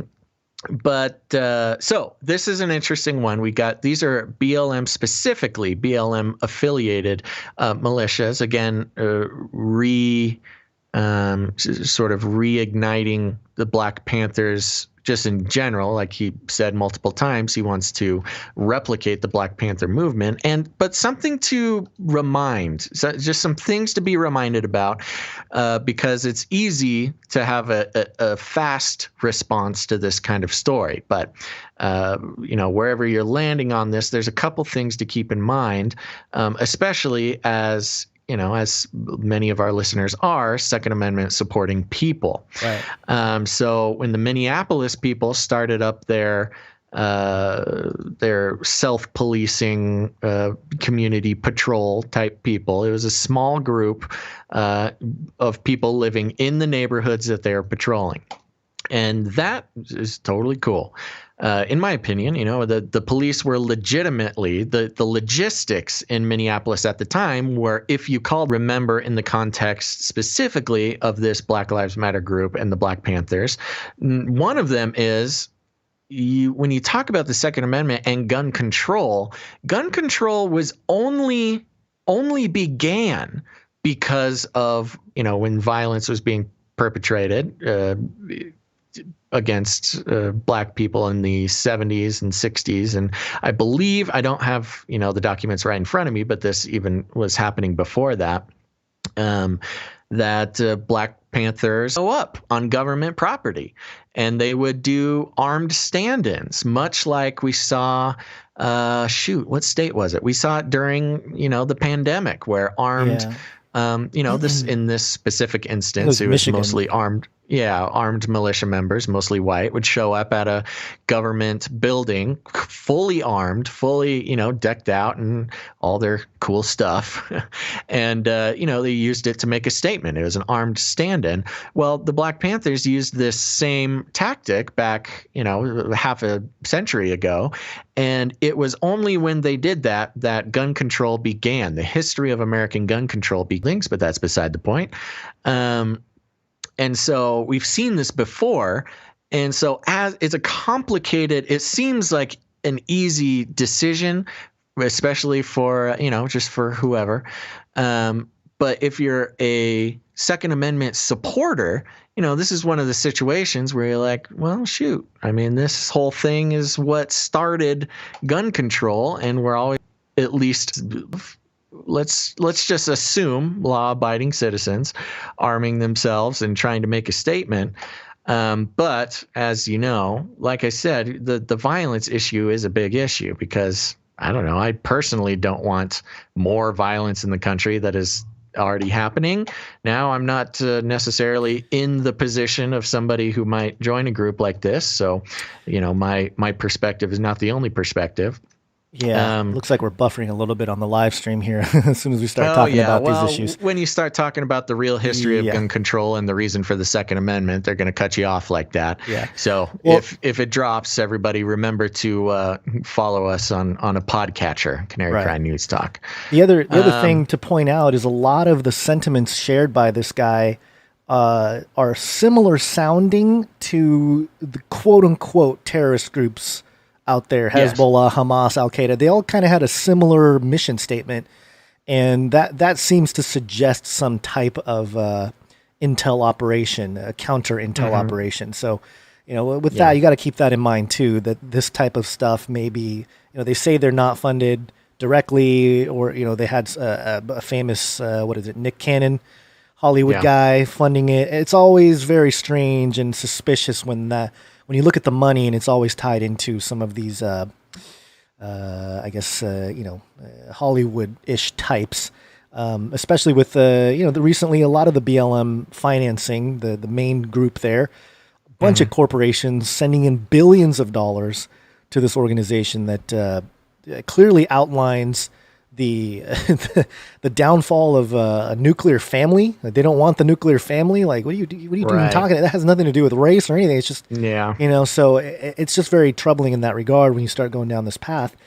But again, I understand the sentiments, although, I get that it's only a small percentage of the African Americans that, quote unquote, make it in the financial sense. But you pay attention to the NBA and professional sports in general. The NBA being a particular league that I'm a big fan of the NBA, but my goodness, with all their social justice stuff, they're going to have like BLM signs on the court and whatnot. And some people are against that, even from within the black community. And the fact that these are millionaire African Americans standing there saying, there's injustice against black people. Maybe, I guess I get that they're speaking for the black community who is not, who I guess are marginalized. I get it, but why not just speak for everyone who's marginalized? Sure. But anyway, those are just observations and just my opinions on some of this stuff. But yeah, I find it troubling when we talk about oppression and all this stuff when there are examples all over the country of non-oppression, of people making it, of people succeeding, especially financially. And maybe it's not enough. Maybe millions of dollars is not enough. You want more billionaires in the African American community, or whatnot. Well, Who knows? I will just say a response from somebody who would get into this argument with you, which is not me, but I because I pay attention to the ideologies and the responses to these types of things. Yeah. The response would be that a token black millionaire is not indicative of the lack of a systemic problem. Right. But and so there you go. You can prepare your response to that. I know. And I would argue that you can definitely look at certain demographics and statistics and see that more African Americans are poor in this country than your token white man or whatever it is. But there are also, if you're just going by the numbers, there are more white or I guess European descent homeless people in this country. So it's just one of those things where if you're going to always divide things and divide people and define people by race, you're always going to be in a circular argument about, oh, this is better, that's better, we're going to do this, we're going to do that. It's always going to be by race. And it just really, it undermines a very basic biblical message of, no Greek, no Jew. The whole race idea is divisive by nature. The breaking down of identity through the crucifixion. Right. Yeah. And so that's kind of my point with all that, is that not that one argument for one race is correct or another. It's more so the whole thing undermines, what Jesus did on the cross. There you go. Well, I want to take a second, Gons, and I want to compare and contrast that story of a more Black Panthers community patrol, Black Lives Matter affiliated armed group versus a different group. Okay. This is Newsweek.com. The article is titled "Armed Black Militia Challenges White Nationalists at Georgia's Stone Mountain Park." About 1,000 heavily armed militia, all of whom were black, marched through Georgia's Stone Mountain Park on Saturday, challenging white nationalist groups in the area to either come out and fight or join them in demonstrating against the government. Stone Mountain State Park officials said the black militia group was peaceful, orderly, and escorted by police as they called for the removal of the country's largest Confederate monument near Atlanta. Videos posted to social media show the group, the Not Effing Around Coalition, NFAC, meeting at the massive 9-story quartz sculpting that depicts former Confederate President Jefferson Davis and Southern Generals Robert E. Lee and Stonewall Jackson. NFAC, the Not Effing Around Coalition, founder Grandmaster Jay told Newsweek via phone Sunday that the militia members at Stone Cold Steve Austin Mountain that the militia members at Stone Mountain on Saturday were 100% black, and they are not, listen to this, they are not affiliated with Black Lives Matter. Quote, "We are a black militia. We aren't protesters. We aren't demonstrators. We don't come to sing. We don't come to chant. That's not what we do," he said. The NFAC head explained why several videos show the militia members alongside demonstrators earlier in that day before heading to Stone Mountain. Grandmaster Jay told Newsweek the sister of Rashard Brooks, who was killed outside an Atlanta Wendy's by police last month, requested the NFAC militia provide her with a security escort to a downtown rally that began at the site of her brother's death. Quote, "Our initial goal was to have a formation of our militia in Stone Mountain to send a message that as long as you're abolishing all these statues across the country, what about this one?" Grandmaster Jay said, referencing the massive Confederate carving. Now, let's see. We're going to get to a picture. Where is this picture? Can you pull up, maybe just do a Google image search? Because you kind of need to see Stone Mountain to understand what it is they're asking for. So pull that up, put it on the screen. Let me know when you got it there. I'm going to keep reading. I remember seeing this, yeah.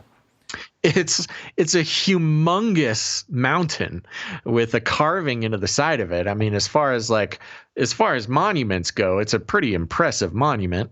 But it's a gigantic rock, maybe, I don't know, 1,000 Space feet rock. high. Yeah. It's akin to Mount Rushmore in its size and, construction. The article continues. He added this, so to tear down that monument, you'd either need a stick of dynamite or just get a pickaxe and just go after it. Refurbish the whole mountain somehow. All right. The article continues. He added that he must commend Stone Mountain Police for offering the all-black militia support as they exercised their constitutional rights on July 4th. Quote, "It was all black. There were no brown people, no white people. Everyone was black. I am not a protester. I am the commanding general of my militia. We were swearing in new members," he added, highlighting there was a second militia show of force Saturday near Phoenix. Then there's a little video there. I don't know if you want to play that just to kind of get an idea of what this congregation looked like. It's men, women. They're all dressed out in black, pretty Black Panthers looking, and they all got their AR-15s. You know, good American gun owners there. The coalition of black militia met at the monument, which is historically tied to the birth of the Ku Klux Klan and has more recently been the site of white nationalist rallies. Leaders of the militia frequently halted the protest to challenge local white supremacists and far-right Second Amendment advocates to stop hiding. "I don't see no white militia. The Boogie Boys," referring to the Boogaloo Boys, "the 3%ers, and all the rest of these scared rednecks.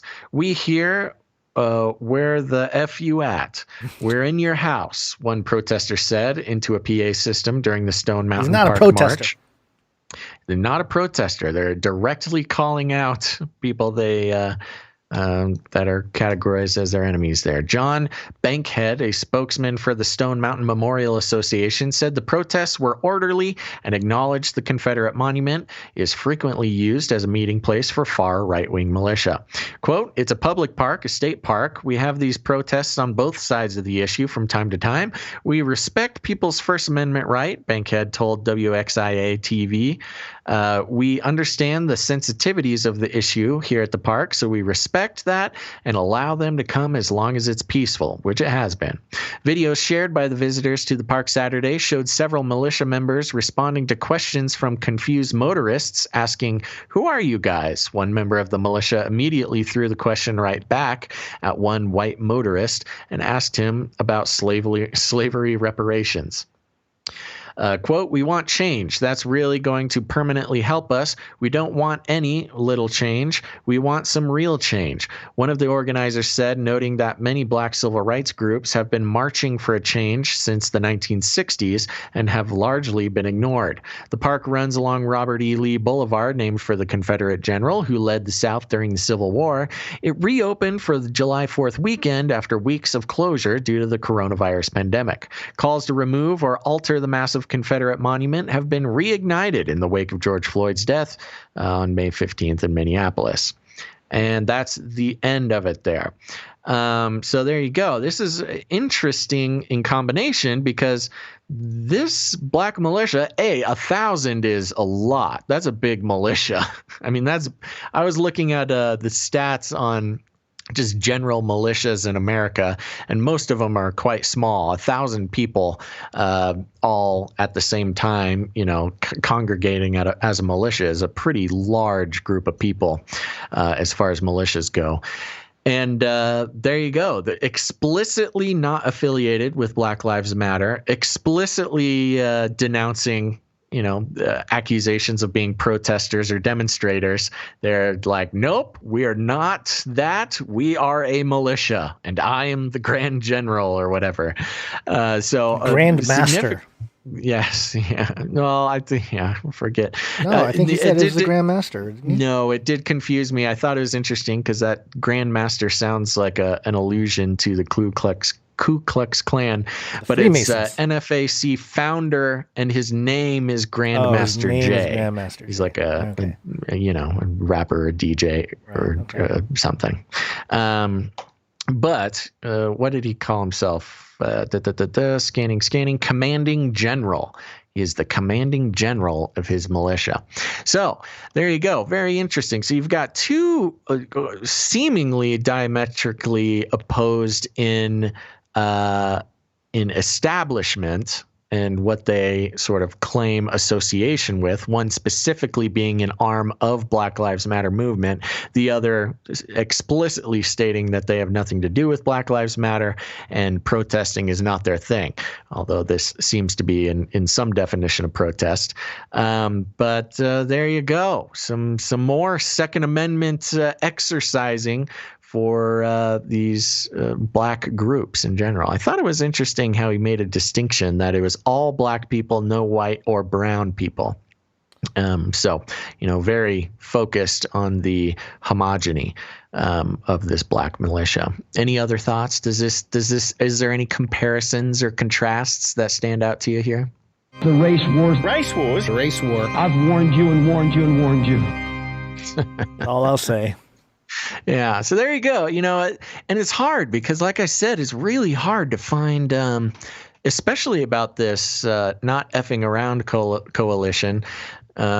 It's really hard to find stories, actual articles, especially from mainstream. If you start searching these things, it's all, sort of off-brand blogs and counter media, which is fine. There's nothing wrong with that. But part of what we like to do is see exactly how they're being represented in the mainstream. And what this showed me is that they're not being represented at all. The mainstream does not like this. They don't like it. You got to remember the mainstream's job is to keep the status quo or to, take marching orders from their political interests, and it seems like that their political interests are not interested in letting the general public know about this type of thing happening, and which is not surprising as far as the mainstream goes, because the mainstream in general does not like the idea of militias, because of course guns are evil and will kill people without regard. Humans involved. Yes, the guns just kill right. people. So they don't like that. And if they do mention a militia, which occasionally happens throughout the years, they are presented as, crazy domestic terrorists. So, you in the case where the mainstream is in the position to support Black Lives Matter under all costs, they can't have that clashing with the status quo of militias being domestic terrorists. So they can't make that connection. They won't mention it.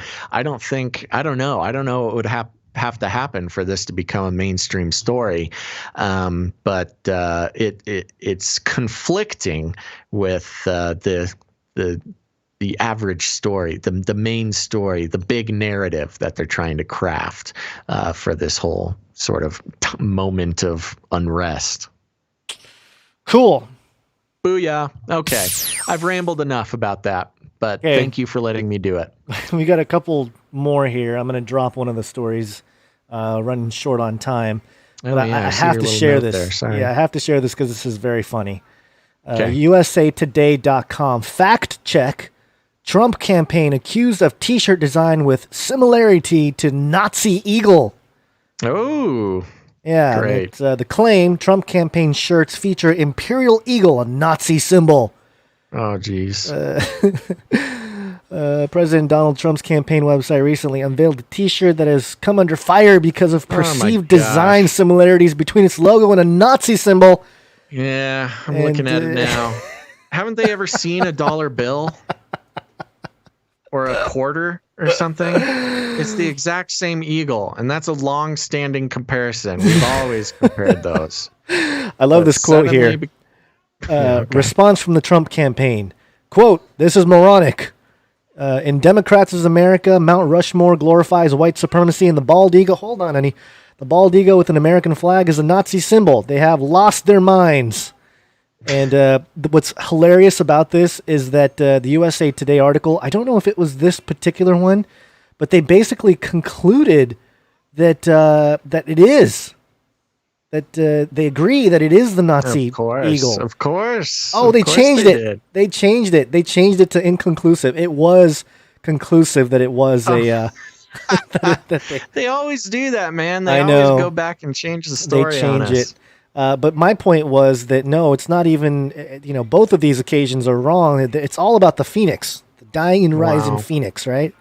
Yeah. So you got something there, but to evade that conversation, let's just accuse the Trump campaign with the American eagle as the Nazi eagle. I just thought it was hilarious. It's just That's so funny. Totally unfounded, Look ridiculous. at your money.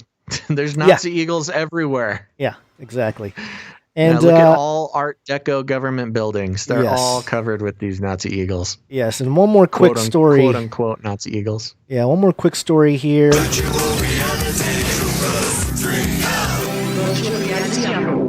I was hoping to spend more time on this, but this is the Nerdist.com. Virtual reality time machine made with 65 days of video. San Francisco-based inventor and speaker Lucas Risotto has built a virtual reality time machine, with quotes, that allows him to relive his past. And while time machine is, of course, just a moniker, Risotto's invention still allows him to experience his recent life in a way most likely nobody ever has. A way that allows Risotto to view 360 days worth of stereoscopic video through a virtual reality portal in time. And in short, basically what he did was he created a VR space there, and he took video that he took on his Snap spectacles, and he went back and relived that time. And it's really not that compelling. He made it sound more compelling than it really was. He said, it's just 365 days of recordings that he could go back to. Yeah. He said, where it says here, perhaps the most intriguing and haunting feeling Risotto described in the video is that of feeling like his, quote, own ghost, watching himself wandering through life with no idea of what's going to happen next. That's very interesting. I will make the direct comparison to the show on Amazon Prime, The Feed, which in which case everybody has this going on, and not only can you revisit your own memories, but you can revisit other people's memories. And I will compare it to your High 8 video of your birthday party from 1984. And just watching it again, it's just, it's really not that different, other than you're so old man. I know. It's just one of those things that they're glorifying the VR to make it sound like it's more than it really is. When I get it, it's first person, but other than that, it's really not that compelling. But of course, time machine, virtual reality time machine, to make things very good. Sound cooler than they are. Well, Gons, we wanted to end the show on a "Tell Me Something Good" we can still do that. We can still do that real quick. But I will say whenever we do need to doctor up this jingle a little bit, because we do immediately get a copyright strike. Oh, that's right. So if I think we might be playing with fire. Playing with fire by playing it again. But I don't know if you want to take the. If you want to take the strike, you're welcome to. Hold on. This is great. Yeah. There we go. Hopefully that's not going to catch the algos. Yeah, wow, so tricky. I know. Well, there you go. Okay, you got anything for Tell Me Something Good, Guns? 3 months till I have a son. Oh my gosh. Isn't that crazy? That is crazy. It's just weird. I have a 19-year-old stepdaughter, a 3-year-old daughter. I know how to raise girls. I don't know how to raise a boy. You're going on a whole new journey. And it's funny because the wife told me the other day, she goes, I have no idea how to potty train a boy. And I said, dang. Yeah, I'm going to have to get a book or something. Yeah, go ahead. What was that? No, it's crazy because we've been in this corona, the past 6 months have just flown by like crazy. It goes by so fast. The past 6 months since all this feels simultaneously like it's been like 2 weeks, but also 5 years. So it's really wild. And I can't believe it's already been almost 6 months that you've had a little bun in the oven there. I know, it's crazy. And the weird thing is I was telling my wife, we were having the conversation, based on just, going through a birth of a child, and you haven't had the privilege yet, But it's funny because the women have a very different experience from the men, obviously. And I was telling her how it's this like crazy existential experience. At least for me, it was, because it made me think about like Adam and Eve and Cain and Abel and like the entire human race and the perpetuation of life and this process. It was the first time also just seeing the whole thing. It made me think like, oh my gosh, we're aliens. We're aliens. There's no way we are, it was just the strangest existential crisis for me to see that in real time, because it's the creation of life is quite the miracle. And I would have to say that there is no way that we're not designed by someone. There's just no way. There's no way. Yeah. Very good. All right. Well, that is something good. I don't have anything better than that, except for my new does now consistently use the litter box. So that's that's always good news. Speaking of potty training, yeah. Flippy Official in the chat has some advice for potty training your boy. Oh, yeah? And they say point and shoot. So.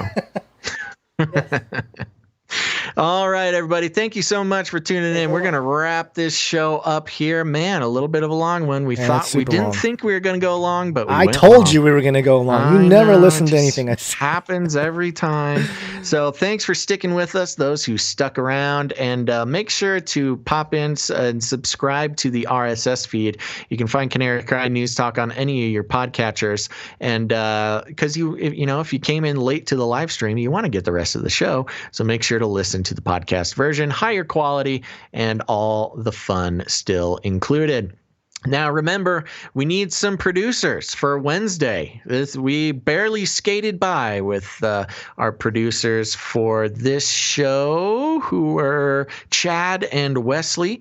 Thank you very much. And if you want to help produce the show, head to patreon.com/CCNT for Canary Cry News Talk. That's patreon.com/CCNT. Or if commitment's not your thing, you can head over to canarycryradio.com/support. canarycryradio.com/support.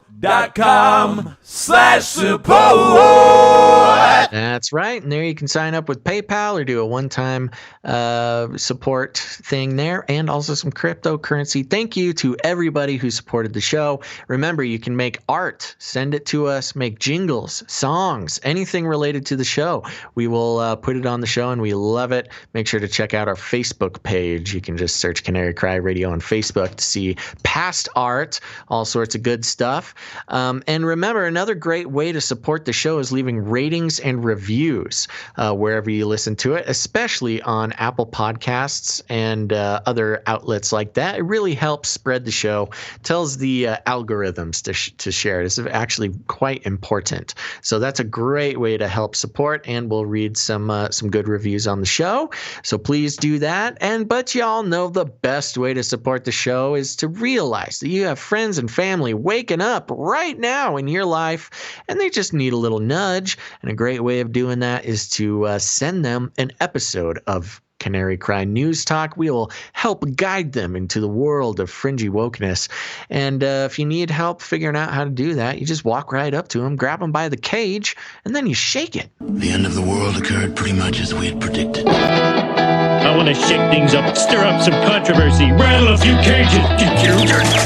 Hey, stop that! You'll never silence me. I'm the last angry man, a crusader for the little guy. Leave the bird alone. Never. Rattle a few cages. Rattle a few cages. The human race will have every opportunity to improve. And if they don't? Ask Noah. That's right, just ask Noah. So there you go, everybody. Thank you so much for tuning in. Remember, we will be back on Wednesday, so remember us if you're out there thinking about becoming a producer. Now's the time. But Wednesday, sometime between noon and 5 p.m. Pacific Standard Time, we'll be back. Make sure to turn on your notifications, or make sure to subscribe to the podcast so you can just get it when it's there. And that's a great way to do it. Okay, everybody, remember, stick around. We got the Canary Cry mixtape at the end of the show. And tune in on Wednesday. But until then, all together now, think outside the cage.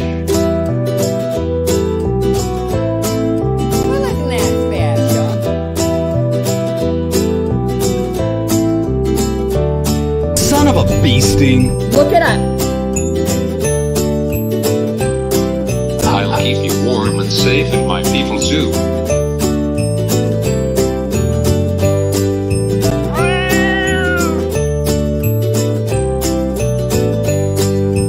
Stop this progress before it is too late.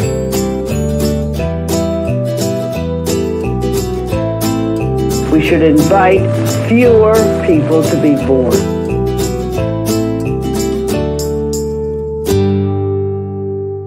I wanna shake things up, shake things up. I wanna shake things up, shake things up. Leave the bird alone. I wanna stir up some controversy. I wanna rattle a few cages. I wanna rattle a few cages. I'm the last angry man. You'll never silence me. I'm the last angry man. I get I'm the last angry man. You'll never silence me. I'm the last angry man. A crusader for the little guy. Little guy. Little guy. Well, we'll see about that. Whatever, Illuminati. You are entering.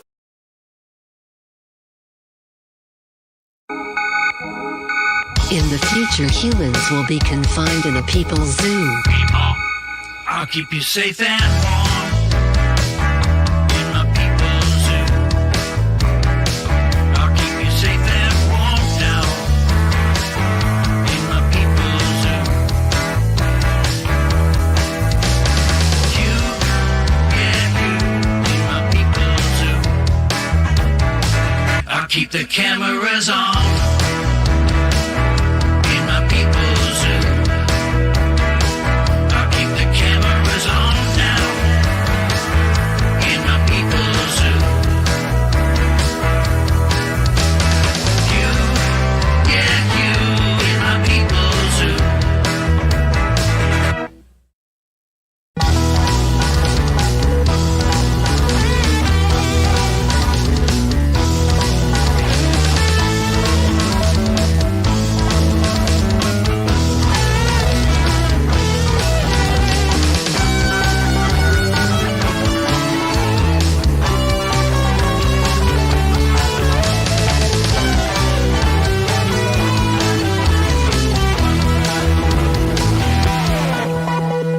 You fat and sassy in my people's zoo.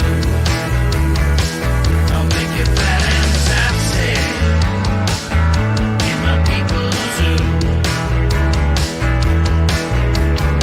You, yeah, you, yeah,